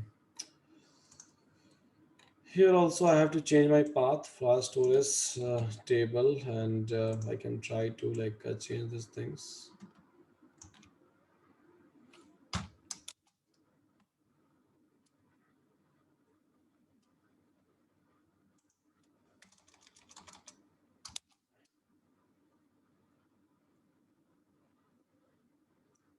File already exists.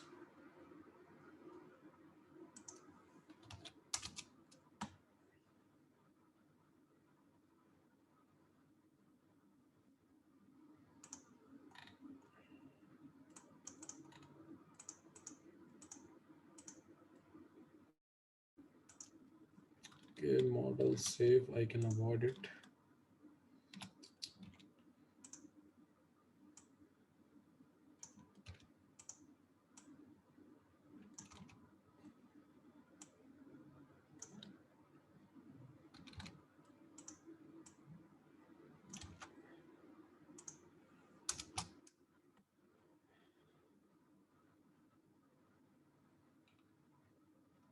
Okay, yeah. So successfully we are like able to execute this one.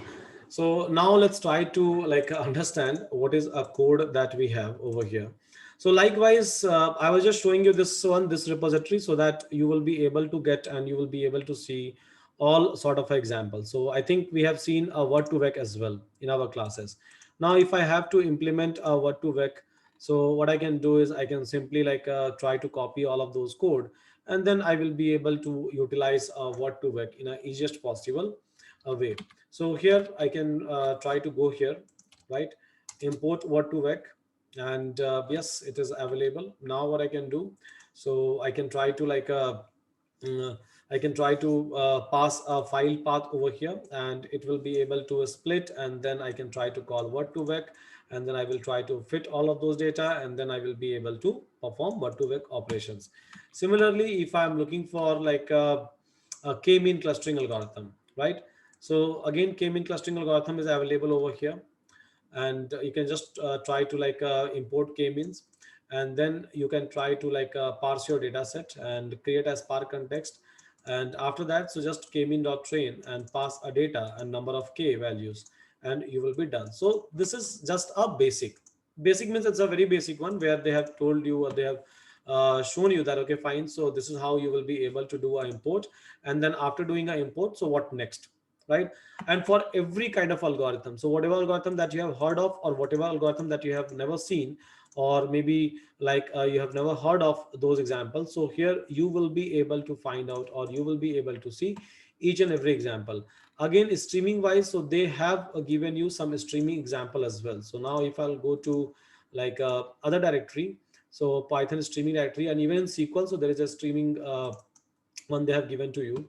So as you can see, streaming, and here, so Kafka word count, network word count, so each and every demo they have already given to you. In between, you will have to make some changes according to the data that you are going to call, or the data that you are going to take, and based on that, so you can try to perform those kind of operations, or those kind of example. So it's actually easy in terms of doing implementations with respect to a Spark. So I would like to give you one task over here, that we have seen multiple models, many models we have seen, starting from linear, logistics, decision tree, or XGBoost. So try to take a help from this one, Spark documentations which we have, a Spark example that we have, and then try to replicate each and everything inside this Databricks Spark setup that we have done, so that we all will be comfortable with respect to a Spark. We all will be able to execute these things, and we all will be comfortable with respect to a Spark. Apart from that, so I have prepared my own notes as well, and that I have published in my previous batches. So I'll try to go through that one, and that is like a bit easy notes that I have prepared.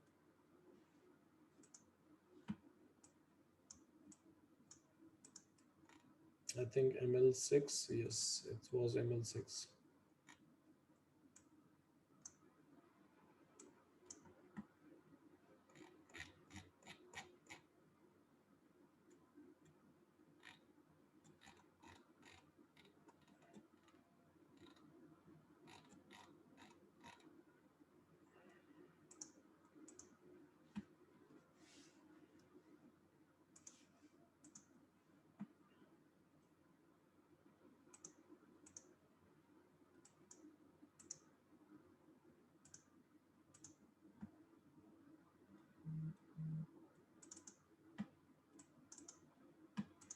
Yeah. So this is a notebook file that I have prepared, and I'll just try to show you. So sometime you will find some difficulties if you will go through this official documentation. So it's better to go through my notebook.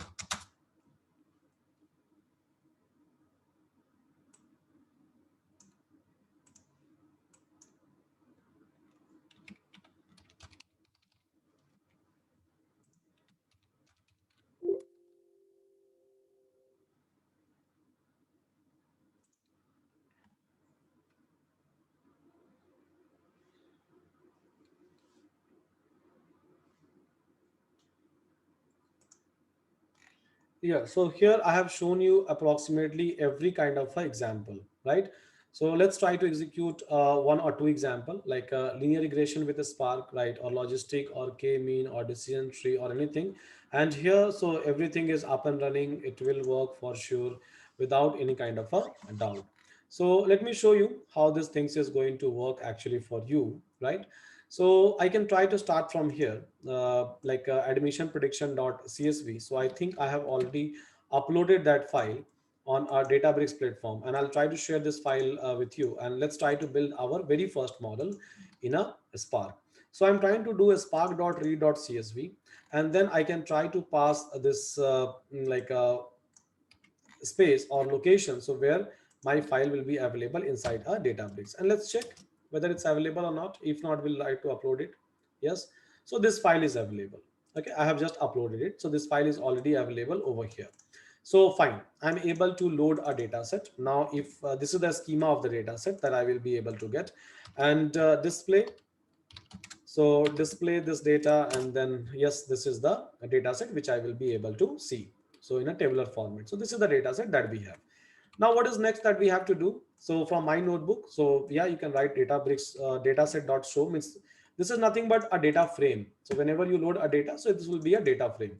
So data shows, it will do a same thing. So either display data frame or data frame dot show, both will try to do a same thing. So here I am able to see a complete data set. Okay, the way we used to do it in our like Python. Now dataset dot print schema. So if you would like to know the schema is nothing but it's a same result that you are receiving over here. So it's same result that you will be able to get. So schema means what is a column and its data type. So here I can try to type data frame dot print schema. So yes, I will be able to see the schema. Like I told you, same thing you will be able to get, right? So Databricks gives you these things by default. Now what I have to do is that I can try to perform some sort of operations over here. So let's try to understand what operation I'm trying to do. So here I'm just syntax error, name serial number. What is the issue? Serial number. Okay, S is capital, I think. S is available in a capital letter, and that is the issue. So let me fix it.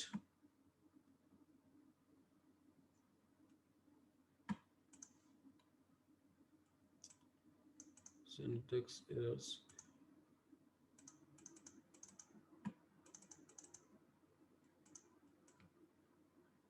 Set dot columns.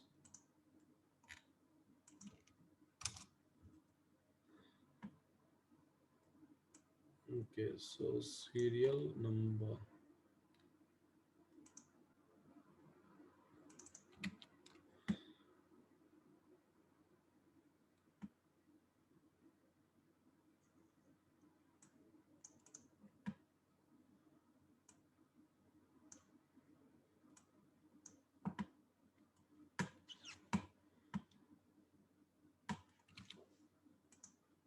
Mm, this was working. So why Spark dataset columns and columns wise? Yes, I'm able to get this column for C in column. So yes, I will be able to iterate through it.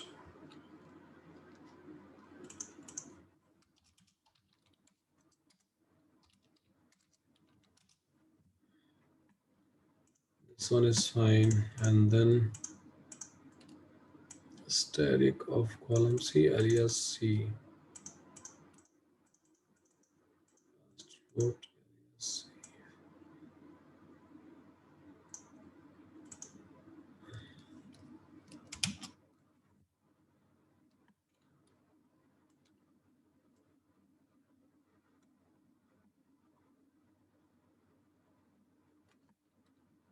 Mm, I can try to remove this one. Okay, so print schema and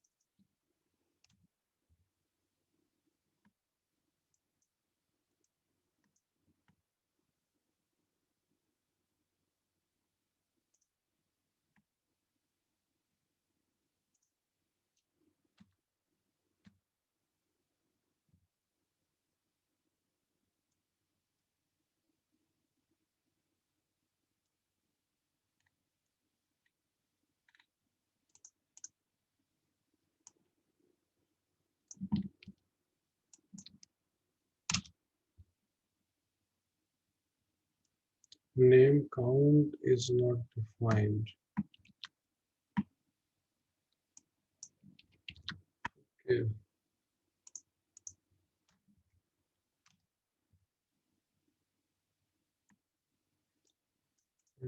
Attribute name,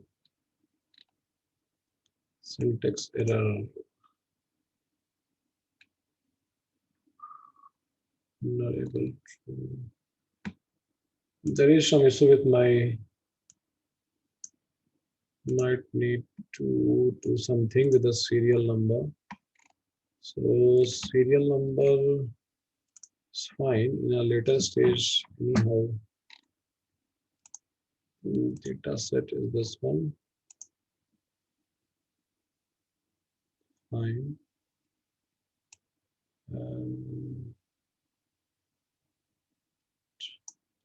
GRE TOEFL university rating, chance of admit. This is fine. And then like serial number is not available over here. And the serial number is available. How it is possible? I think I have chosen some other data set and cast C float. So let me check our data type over here. It's a string.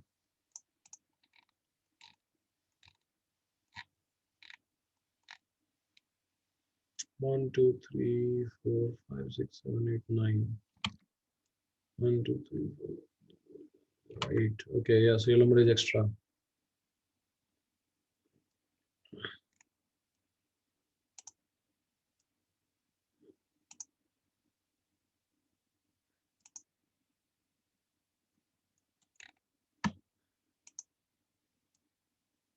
It's a prediction CSV. CSV.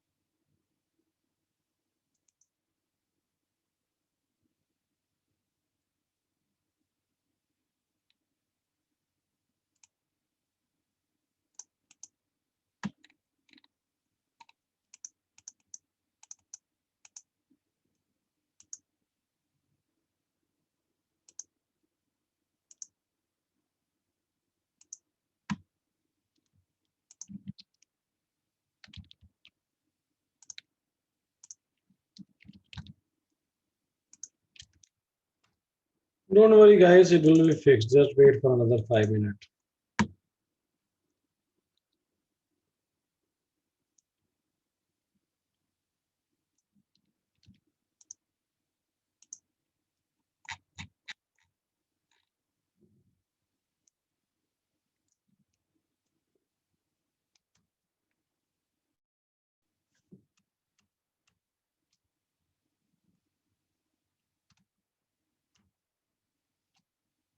Okay, it's done. Like I told you. So it's just a problem with the single column, right, that we have, nothing else. So let's try to understand what I'm trying to do over here in this example, right?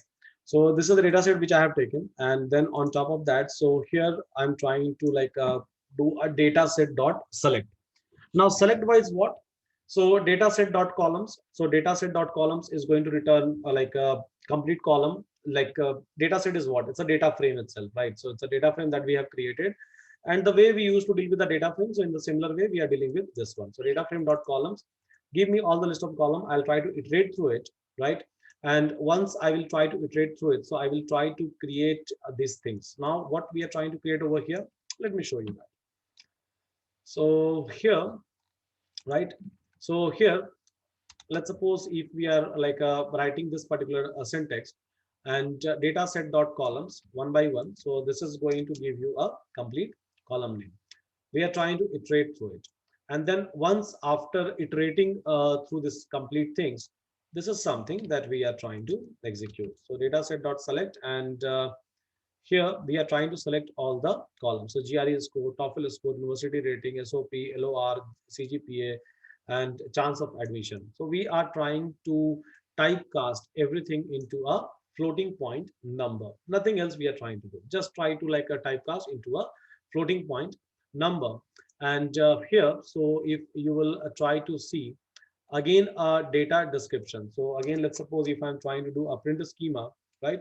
So and if you will try to check the data, so you will be able to find out that everything is available into a floating point number. So we are just trying to take a column C and then cast these things, alias is equal to C. For all the columns, we are trying to do the same thing. So here typecasting is done. Now once typecasting will be done, so here we are trying to do one thing. So we are trying to check whether there is a missing data or not. So here new data that we have created. So this is our new data that we have created over here. So we can try to check that, okay, so whether there is some data frame dot, I can try to write show over here, display. So this is our data set that we have. Now we are trying to check that, okay, so for C in new data column means in all of these columns, right? So we are trying to check that when column, so when column C is nothing but just a runtime alias we are trying to give. So if column is null, right? So if column, because alias we have given over there. So if column is null, we are trying to check. So just try to give me a count of that when column is null. Now execute it, and here so you will be able to see the stats that, okay, fine. So in GRE score there are 15 like a element which is null, 10 over here, 15 over here. So we are just trying to perform a null check operations, nothing else in this particular place. Now here, so if there is a null value, so what we can do, so we can try to call imputer. So here import imputer. So fine, import imputer is done. And then after importing this imputer, so what we are trying to do, so null value validation and null value imputation to imputer. Now imputer for which column? Imputer for GRE, TOEFL, university ranking, because inside a GRE we have a 15 null value, here 10, here 15 null value. So GRE, TOEFL, and university rating, right? And output column wise, so this will be the input column for which you have to do a imputation. After that, so by default Spark creates its own alias, so you can try to give a same name, that okay fine, so try to like do this imputation and then try to give this as a column name after doing an imputation. So here imputer dot fit, and I will be able to, I'm just trying to pass all my data set, new data that we have created, and inside the imputation model, and model the transform of the new data. So it now it will be imputed. So now everything will be imputed. And let's suppose if I'm going to show you the imputed data, so dot show, you will be able to find out that yes, there is no null values which is available, right? I can try to cross validate as well. So let's suppose if I'm going to call this data, and I can try to check now that, okay fine, so the data on which we have done the imputation, so whether there is a null values or not. So here now this time it should give me 0. So yes, 0 0 0 0 0. So there is no null value. So null value validations we have already completed. And just see how easy it is, right? We're just calling the imputer, we are giving just a column name and then fit and then transform. Done, right? Okay. So imputation wise, this things is done. Now what we can do, so we can try to create our X and Y, means label and feature. So I can try to call this data, the imputed data that we have created, and then I'm trying to call drop. Drop means what? So here, right? So here we are trying to create a variable called as feature, means X value you can say, right? So imputed data means this data that we have created, this data that we have created.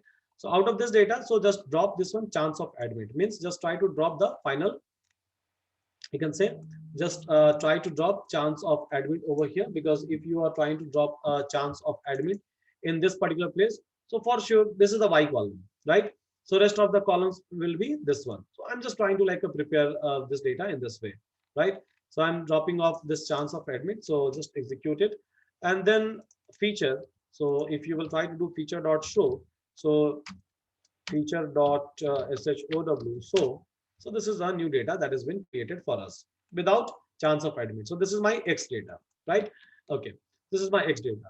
Now, so here, so what we can try to do is, so maybe I can try to like use some kind of a vector assembler technique, right?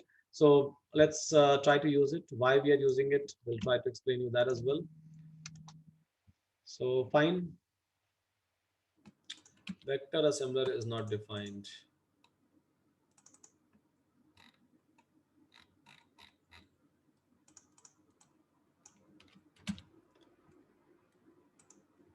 I have not done import of vector assembler, so it's fine.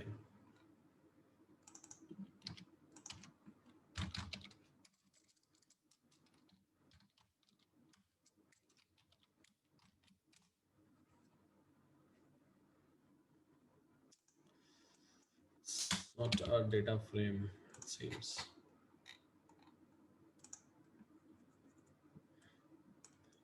You're just trying to transform, so do it.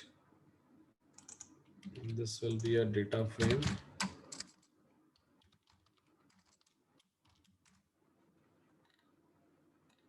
Okay, so here you will be able to find out that why we are doing a vector assembler. So a Spark, and there is a difference, little bit of difference you will be able to find out between scikit-learn library and a Spark. So whenever you try to send a data into a Spark, right? So we always try to create a feature vector. What is feature vector? It's nothing new. Let me tell you what it is, right? So here we have all of these features, right? We have already created those features. Now here you will be able to find out that we are trying to create a feature vector. Means we have combined this data from here to here. So whatever data we had inside the imputed data, right? So we have combined all of this data, and then this is a feature or vector we have created. Means one, like tuples, or you can say one row we have created in which we are creating all the column. This is something called as a feature vector. This is a data input you are supposed to send inside a Spark machine learning model. So you just have to like identify, or you just have to know this part, right? That's the reason. So we are creating a feature vector assembler over here, right? Then output wise, right? So like a feature over here. So outputs select. So here just try to like take this one, output dot select, and here, so this is the whole table that it has created. Now here we are trying to select output dot select, means what will be my output. So here just a feature, and then this one, means this is my X now and this is my Y. I don't have to select this as a X, right? Because Spark machine learning model always try to take a vector, not just a direct data frame column. It will be able to digest. Okay, so here output wise feature, so feature is this one, and then chance of admit, so this is my Y value. Okay, so execute. So this is how I will be able to create, just it's just a selection, nothing else. So this part is a little bit different. Here you should remember that. Okay, fine. So this is how I can create my X and Y. And this is again a standard code. Just try to call vector assembler, right? Just try to give all of your X column that you have selected, and your work is done. And then output column name that you would like to specify. So you can give your name, my name, doesn't matter. Okay, so once this feature is created for me, then we can try to go for the split. So train a split and test a split. So this is how output dot random means data frame dot random split. So 70 is to 30. I'm just trying to perform this kind of a split. You can try to set a seed value as well, right? So if you want, so you can try to like set a seed value for this random split. And again, so train data frame and test data frame, you will be able to see it. So here I have my train data frame, and I have my like test data frame that I'm able to see, right? Okay, this part is done. Now once this part will be done, so what we can do is, so we can try to call our linear regression model, and inside that, so feature wise, so this is the column that I can give. Linear regression model feature column is this one, label column is chance of admit. So this is how I can define X column and Y column in this particular place. And then I can try to call this linear regression model object dot fit, and then I can try to pass my training data, right? Not as a X and Y we have to pass. We can try to pass in this way, and then training data, it will be able to identify that. Okay, fine. So there is this one. Okay, linear regression is not defined, so I have not done the import part. So I can try to perform import.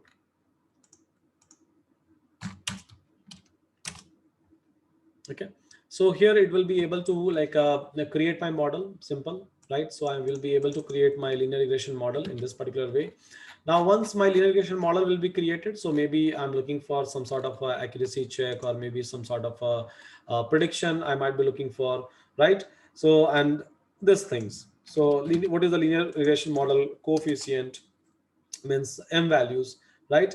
So I had a multiple column, so I had a multiple m for all those feature columns. So this is the coefficient that we are able to get: m1, m2, m3, m4, m5, so on, right?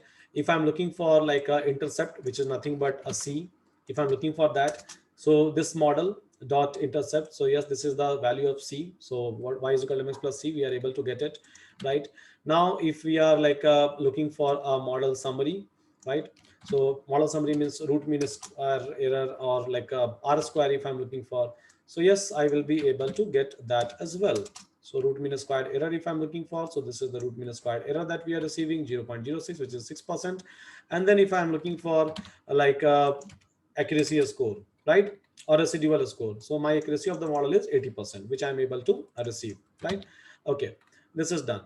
Now again, so like if I have to do some prediction, so I can try to call linear regression model dot transform, right? So here I will be able to like just call transform. Generally we try to call predict method in our scikit-learn. Here just transform, so linear model dot transform, so whatever model that we have created, and then try to pass your test data, or maybe just one single array you can try to pass over here and execute. So here you will be able to like get the final outcome for sure. In this one you will be able to get the complete like prediction over here. So maybe if I'm interested into like looking into a prediction part, so show and then execute, and here is a prediction, right? I'm able to get. So for this was the feature, this was the actual y values, and this is a predicted one. So here I can just try to do a comparisons. I was expecting 0.47, I have received 0.48, which is very close, right? Which is very close to this one, which as per my expectation. So this is something that I will be able to perform over here. Now, so whatever, right? Again, if I have to like write some sort of a SQL kind of a queries for doing some selections or anything, I can just do it, right? Model evaluations, if I have to do, I can try to perform those kind of operations as well, right? Already we have done a model evaluation, so now we have R square values. We are good with that. So we can try to perform all of those operations. So here, right?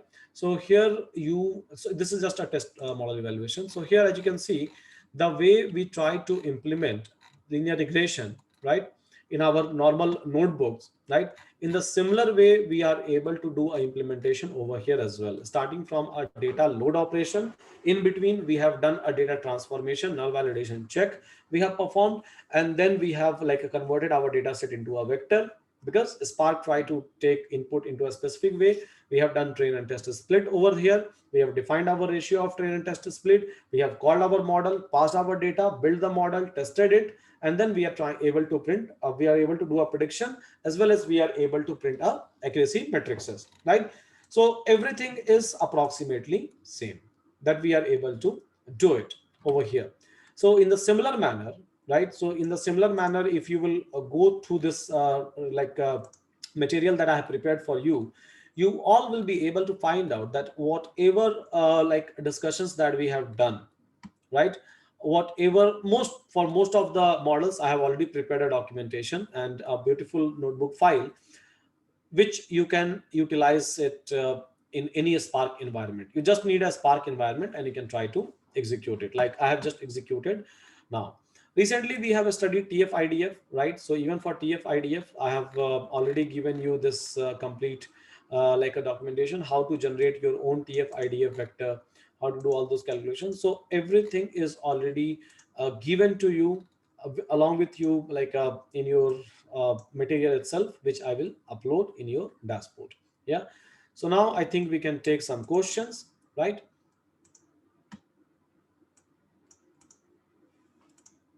Will this Jupyter notebook execution works in local? No, this Jupyter notebook will not work in a local for now, because you don't have a local Spark setup. And we have not even discussed a local Spark setup. Local Spark setup I have discussed in my previous classes, right? And in your class, I will try to discuss a local Spark setup in your next class. Or else what I can do is I can try to upload those videos. You can try to go through it and you can try to do a local setup. But believe me, it will give you some pain. So it will be a painful task in Databricks. By default, you will be able to get a configuration and all the setup, and you will be able to utilize it. So now what is your task? So the first task that you have is to execute all of my code, right? Whatever code that I have given to you, because for everything we have, almost everything we have discussed, right? Everything we have discussed. So in your class itself. So just try to go through each and every code, even PCA, random forest, a standard scalar, right? A statistical summary, a stop word removal, everything we have discussed in your class itself. So just try to execute these things on a Databricks platform.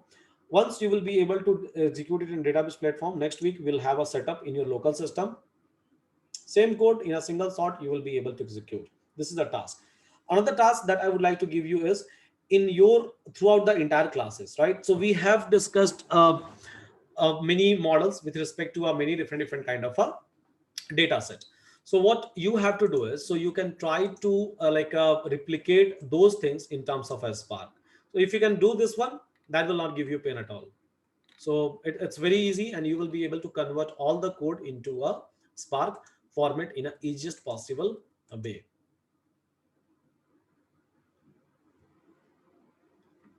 Okay. So is it fine, guys, for every one of us? Are we good?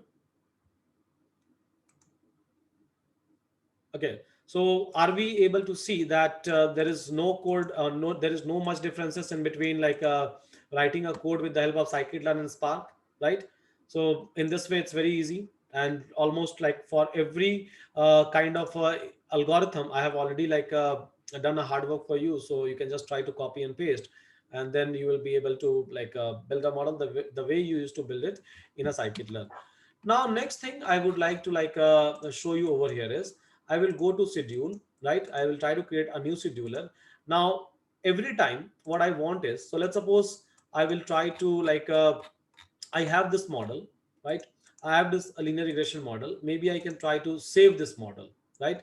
So this linear model, and then maybe I can try to save this model somewhere,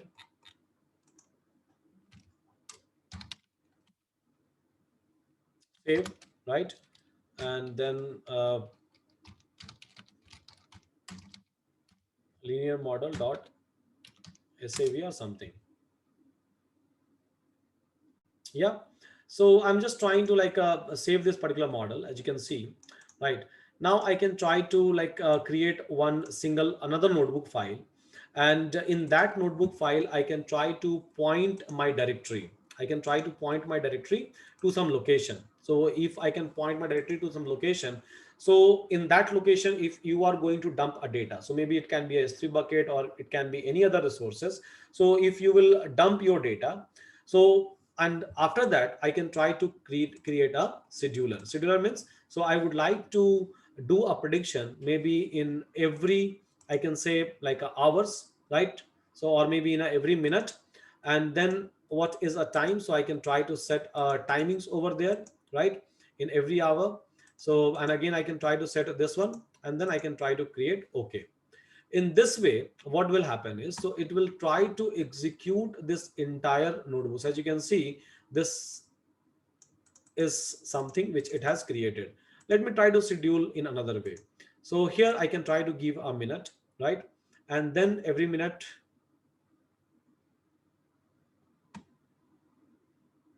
and yeah, so I can try to give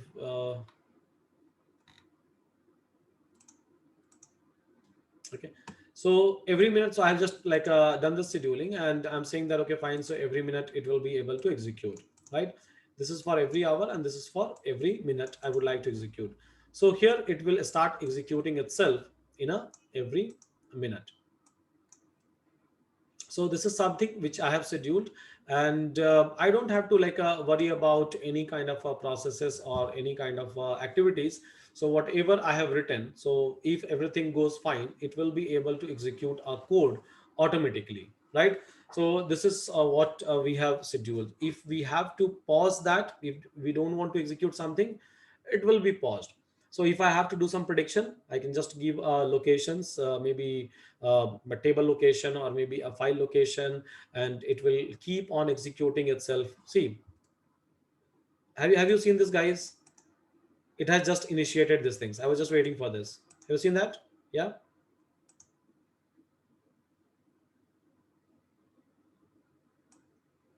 So are you able to see that? Like it has like executed.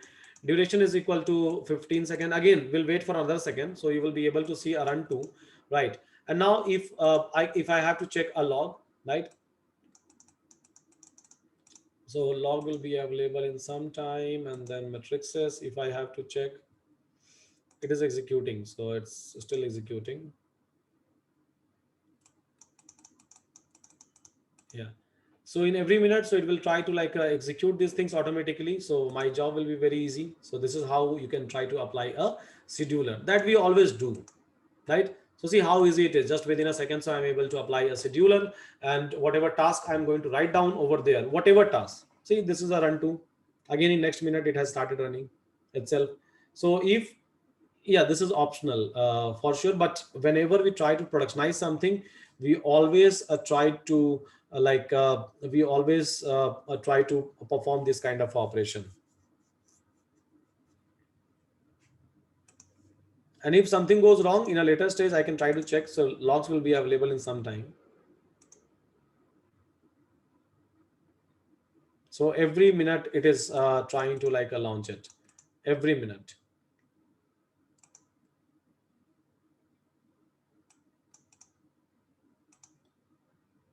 And if something wrong happens, so for sure you will be able to check that out into a log.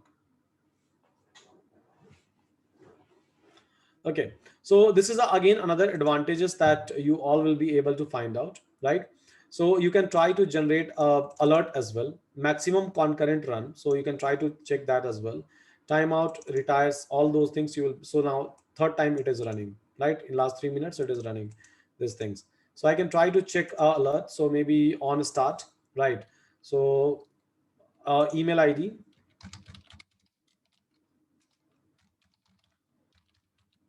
on success, right?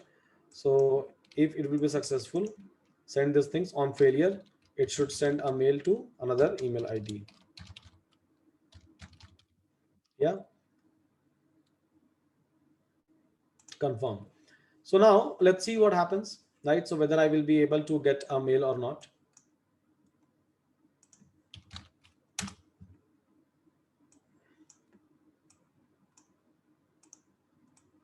So production monitoring, right? See, this is like again automated. So it is trying to send me a mailing alert because this things is very much important. What if you are sleeping at night and then like your job will fail, right? So job will fail, or whenever it will start, so it will keep on sending. So view job at this one, so I can try to go over there. I can try to check a job, and how easy it is, right? So on a success in so my job has failed, let's suppose. So my job has failed, so in that case, so production monitoring, right? So this is my production environment, and monitoring is already enabled in this particular place. I can try to go, I can try to check. Okay, fine. So what is the log? If it is skipped, so yes, it will try to like do that as well. So everything is configurable. Let me check my second mail ID, because in two places I have given my second mail ID, right? Production monitoring. So I have received two mails over here. Initiated a run of this job, right? So in this way I can try to schedule. Let's suppose if I'm running like a 50-60 program, or maybe thousands of program, because across the industry it's not like only one model, one cluster will be there. So there will be multiple model, multiple cluster, and it's really difficult to maintain. So we try to configure, and there will be a different stakeholders as well, right? There will be a different stakeholders for a different processes. So you can try to configure them according to that. Okay, so alerts. So yes, I'm able to send it. Maximum concurrent run, so at a time maybe I can say like run 10 at a time. Timeout, so I can say like 500. And then retires, 10-minute time I can give, and 5-minute wait time I can give. So this is not just a configuration for running all of those things, right? So scheduler wise, I can try to change the scheduler. I can try to change this timing. Again, parameter if I have to provide, right? So let's suppose in runtime, if I have to provide some parameter, I can provide that parameter as well. So suppose if we are running and suppose I'm trying to consume a data from a Kafka resources or from somewhere, right? So I can try to provide a parameter to this job, to this run, right? So every kind of a things that you can think of, so you will be able to do it over here. Some additional libraries from the external resources if you would like to add, so yes, you can try to add it over there. So jar or maybe a Python library if you would like to add some external one which you have not installed into your cluster, so that is also you can try to do it. Because sometime what happens is, so there will be some dependencies and there will be some dependencies with a run you will be able to find out. So everything guys we are able to configure and control. So this kind of a control and this kind of a production grade environment, you will not be able to find it out unless and until you are not creating it by yourself. That is the reason I told you, and I was trying to focus on this Databricks, that okay fine, so let's try to learn these things. Are you able to understand these things guys? So this is a real production, right? And this is how, this is one way of doing a production, one way. This is not the last way. There are hundreds of ways by which we try to productionize something. At least for machine learning algorithm, you can say that I have created a model, I have built a model. After building a model, so we were using a Spark to consume that model, and we have configured and we have scheduled these things with the help of Databricks platform. So we are trying to use a Databricks platform connected with the AWS. This is the instances of the AWS that I'm trying to use, right? And this is how I'm trying to perform, or this is how I'm productionizing it, right? In a easiest possible way. See, my things is productionized, right? It is able to execute itself. I don't have to worry about it. Yes, there will be some problem with the code. I will go, I will check the log, and I'll get to know about it. Yeah. So run one, and let's suppose if I'll go and if I'll try to check a log, now log will be available in next 5 to 10 minutes. So see, uh, if whether my job has failed, actually why my job has failed, I knew that my job is going to fail because some tabs I have added which is a non-executable tab and which is giving me an error, because of that failed, right? And purposely I have not removed it, so that I will show you that if there will be an error, right? So suppose your job is running in night and then you are not aware about it, you have seen a mail in the morning, right? Anyhow I'm getting a mail, right? Anyhow I'm getting a mail for everything, for all the production. In every minute I'm getting a mail. See, every minute for everything, whenever job will start and all those things, I'm getting a mail. So let's suppose I was not awake and then something has happened, right? No issue, I can try to check, right? I will not miss out anything. I can try to check my log, right? I can try to check my log, I can try to fix it, my job will be up and running in this way. Yes. So output error, if you have standard error, if you have, or maybe an active log error, you can try to download it. You can try to analyze it one by one, all of those things, right? So everything is possible, and this is how things works into a production. At least one of the way, one of the way by which you will be able to perform these kind of operations into a production environment. Okay. So yeah, so I'm just able to schedule these things, and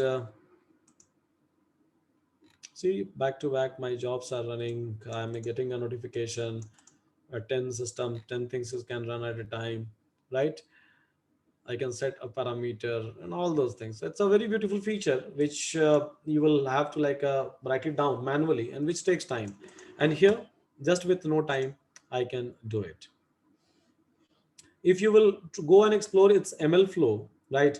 ML flow will be even much more beautiful than this one, because in ML flow you will be able to do a model versioning as well, right? So you can get back to the previous version. You can try to come from the first version. So this is something that you will be able to do it in a model versioning.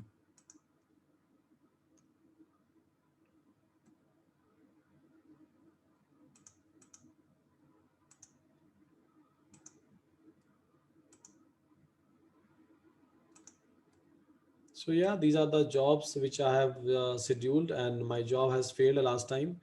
I can come and I can check, right? So if my job has failed, this is the recent examples. This is my workspace that I'm using. This is my home, and here. So what I can do is, so I can try to create a new job. So here I can try to like schedule a new job if I want any kind of a job. Even in Java, if I've written some code, and this in some other languages, if I've written a code, I can do it. Now, so this is the ML flow. If I have to set up a new cluster, I can do it, right?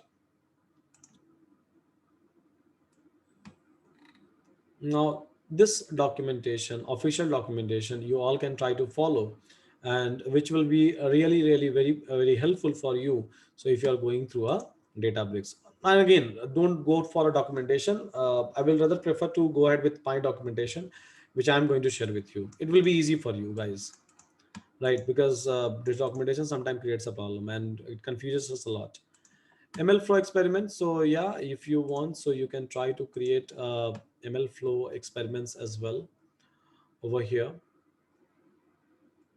So we can try to like ML flow. I think once Sunny will discuss in your like this week event, right? This week community event. So I think after that, so you can try to touch upon with this ML flow, and you can start exploring this particular part. This is again a very beautiful feature that you all will be able to get.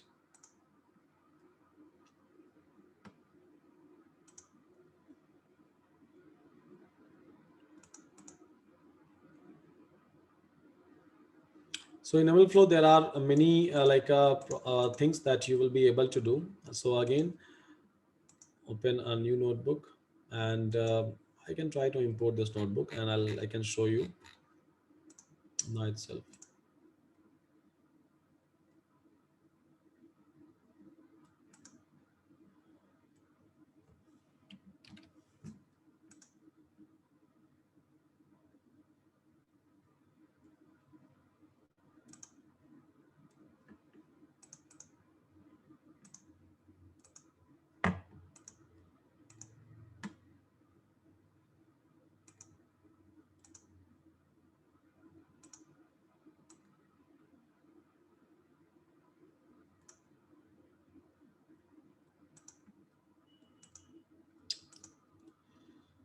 Notebook.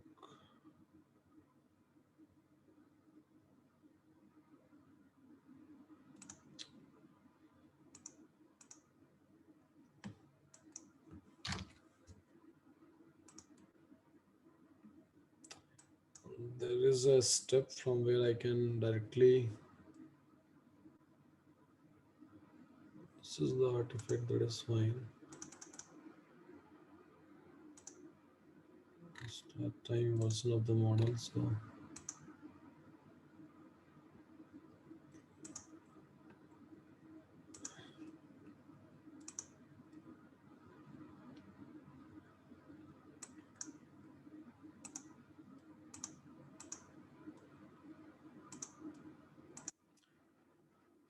it should give me to import a new notebook directly. This option was available here itself, where I can custom task, new notebook, create table, new cluster, new job. It was there. Import library. No, I don't want that. This is fine. From PyPy, I can import the library. I can just try to install it. But there was an option of importing a new notebook. Import and export data sources. This is just for the data. This option was there. I am not able to find out like yesterday I have done that.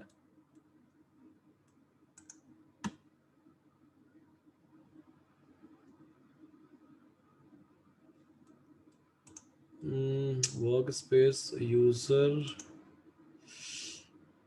Okay, copy link address here.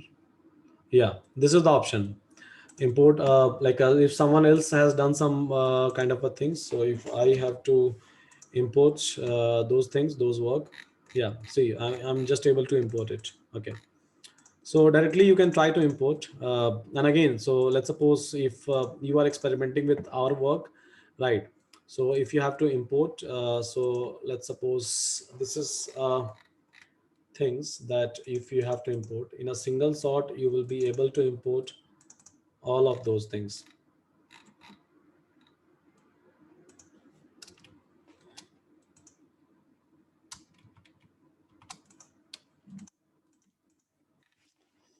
No. Okay, mean if I have to import, fine. So I can just try to import it. Right now, everything is available. Here I will try to do a manipulation, right? So here I can try to change some of the parameter, and after that, so I will I will be good, and then I will be able to execute it over here. Yeah. So likewise, there are many different examples that they have given to you. So you can try to do one thing, and just try to go through it. ML flow here, so everything is same. The only thing is we just try to set some of the pre-configured parameters. So I think once Sunny will talk about it in his classes, because that will be a dedicated class just for your ML flow. After that, this will be just a cakewalk for all of you. So you can just try to create a flow, worsening, all of those things, and you will be able to perform all of those operations in a easiest possible way. So yes, it's a beautiful feature. So guys, how is it? Are you liking it, or it's like wastage of time?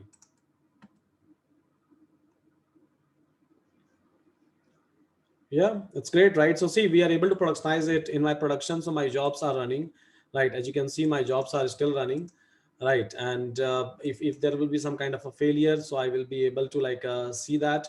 So let's suppose this is the job which I have executed. So see, almost like a 21 times it has executed itself, and every time it has failed, right?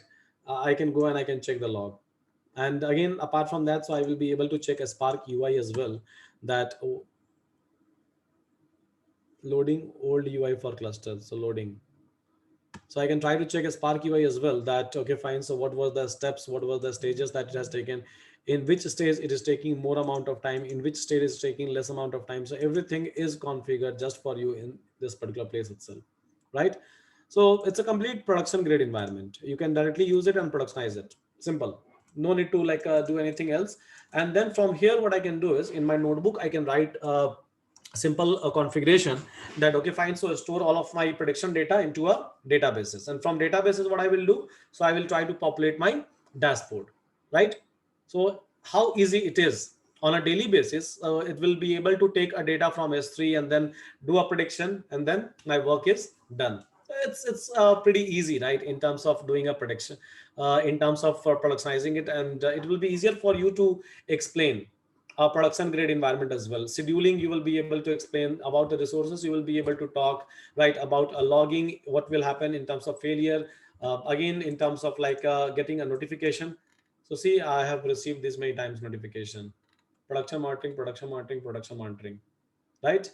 So I'm just keep on getting this this one back to back.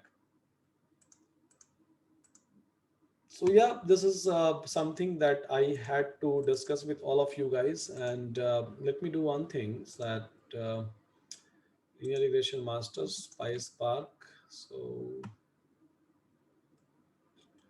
okay, hard copy is available. So I'll just make sure that this things is available into your system, and support team will not be able to help you out much in case of Spark, because there are very few people who are aware about it. So it will be better if you can come to a doubt clearing, and then you can discuss with me. I will try to handle your things.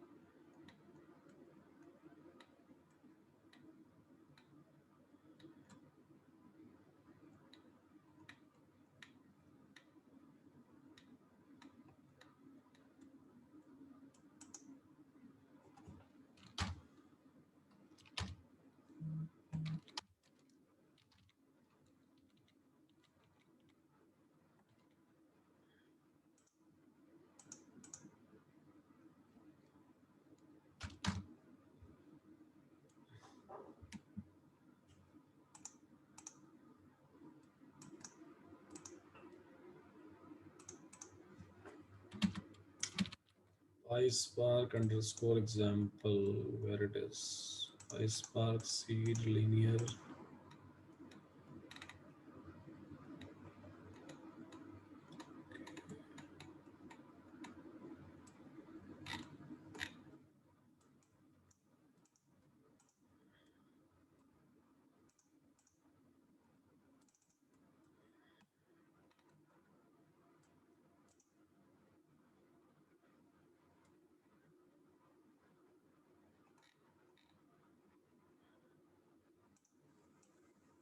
Okay, fine, guys. So my set of code is already available. So just feel free to do experiments, right? And those who are looking for a installation into Kafka architecture and setup, Kafka Spark with Confluent Kafka.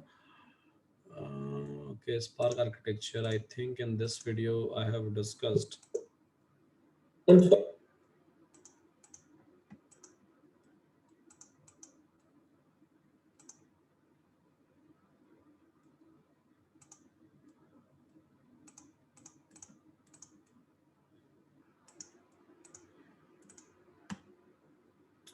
Okay, so I think in this video, step by step, if you try to follow, so I have shown. Let me check.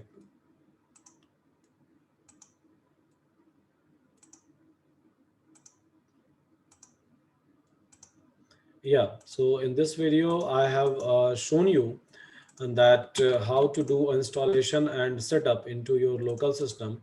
So let me upload that video as well, so that those who are interested, they can try to do a setup. So the file that you have downloaded, right? So that from that file itself, you will be able to do a setup into your local system.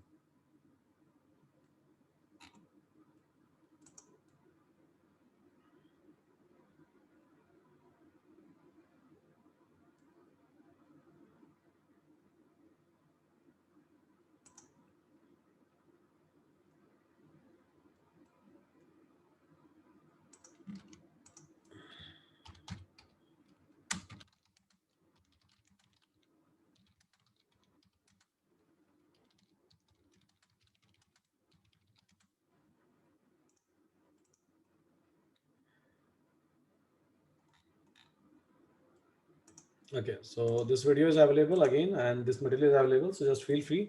And today's class videos will be available by tonight. Okay. So any other question, guys? Anyone?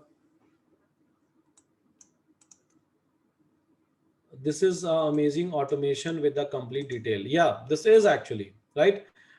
This is, and going forward, so I'll show you a couple of more things as well with the Databricks, because next week you have a ML Ops community session. So make sure that you all attend that particular session, right? Don't try to skip it, because that session is pretty much important as per like a interview and questions that people generally used to ask in today's environment, right? So don't try to skip at all those session. Even if you are skipping it, go through our lectures, watch our recordings, because that will be available again in 24 hours. So just try to do it. That will be better. Can we access your Databricks notebook? Yes, you will be able to access if I'm going to share, right? Because what I do is I keep on deactivating and activating clusters. So once I'll deactivate my cluster, it will be gone. So there is no use of sharing it. That's the reason. So I have already created an offline version of all of those files, and it's available over here, right? This you can execute in local as well as in Databricks. In local, so you don't have to do much changes, any changes. It's everything is executed in pies, like in a Databricks environment. So just initial part of a Spark context that we are creating, that you have to skip, and then rest of the part will be same. When community class will occur, so it is starting from Tuesday. I think you can check Krishna's channel, so he has already done an announcement. We can able to achieve all this with a Spark, AWS, GCP, or Azure. Why do we have to use Databricks? Because Databricks is a platform where you are able to schedule it right directly in AWS. If you have to schedule again, you have to do a configuration. Now in Databricks, you are able to get all the Spark installation by default. If you try to do it in AWS, GCP, Azure, so then you will have to do handle these things manually, right? So each and every part you will have to configure it and schedule it manually if you will try to go. In Databricks, one single place, everything is production grade environment is given to you. So what else do you need? That's the reason Databricks. So does it keep track which files are already executed from the certain directory or maybe repeated? No, those code you can write it. See, it will just try to keep a log, right? So just a execution log, it will try to keep it, and a Spark execution log, you can say. Those things if you have to capture, I think we all know how to write a Python code, right? Same notebook, write a Python code, and then you will be able to keep on getting all those information. That is fine. First of all, let me deactivate this one, otherwise I will keep on getting a mail. My job is running, so let me go over there, and I will try to stop this job. and stop this one, cancel all the run job. Okay, and let me go to my like this one. I can delete it, delete this one.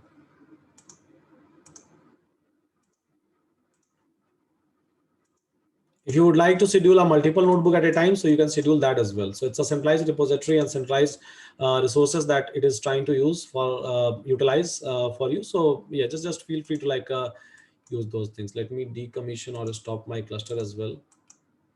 Anyhow, it will try to like stop it within 120 minutes automatically.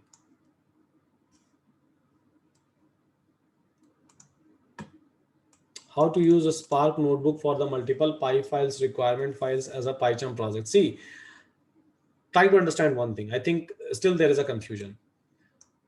Databricks environment, this environment you are going to use for a production purpose, right?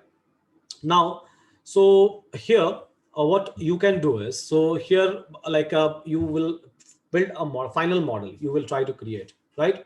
Or maybe you can try to you have already created a final model, you will try to host those models over here and you will try to replicate an entire pipeline. Now coming to the dependency part, like a requirement.txt, right? Or maybe some external jars or maybe some external dependencies that you use to give.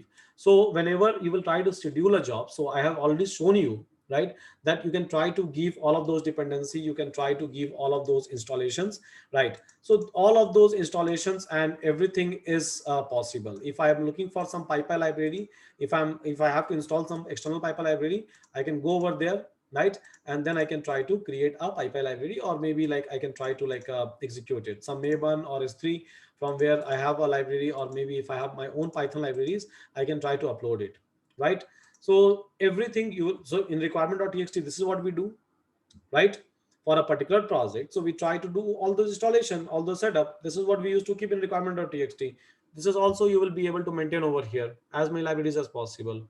So your work is simple, and that is, this is just a one-time environment creation that you have, and to with respect to a UI, no need to like worry about the code, just use it, schedule it, and forget, right? So this is where, so this is for the production grade like a system. So wherever you are going to productionize a final product, final model, so for that you can try to use Databricks. So guys, I think we are clear, right, on a Databricks part. And will you be able to utilize it when you will go for explanation of your project? Is it possible? Yes. Okay. Now just do one thing. I have already shared a notebook with you, right? Try to execute that. First task. Second task is, so try to replicate all those examples that we have discussed in your class, whether it's a linear regression, logistic, or whatever it is, into this one. Try to schedule it, right? Try to generate a log, try to schedule just a model. So just try to do all of those experiments, right? Play with this one, and just in I can say 5 to 6 hours, if you're just sitting for 5 to 6 hours, not days, just 5 to 6 hours, I can bet you that you will be comfortable with a database as well as Spark. It doesn't take more than 5 to 6 hours at all, but just you have to sit for that many number of hours. That's it. So fine, guys. With that, I think we are done for today. It's already 8:15. So we are done for today, and let's have a class next week, and let's try to discuss a new things in the class. With that, guys, thank you so much, and have a great day and night ahead.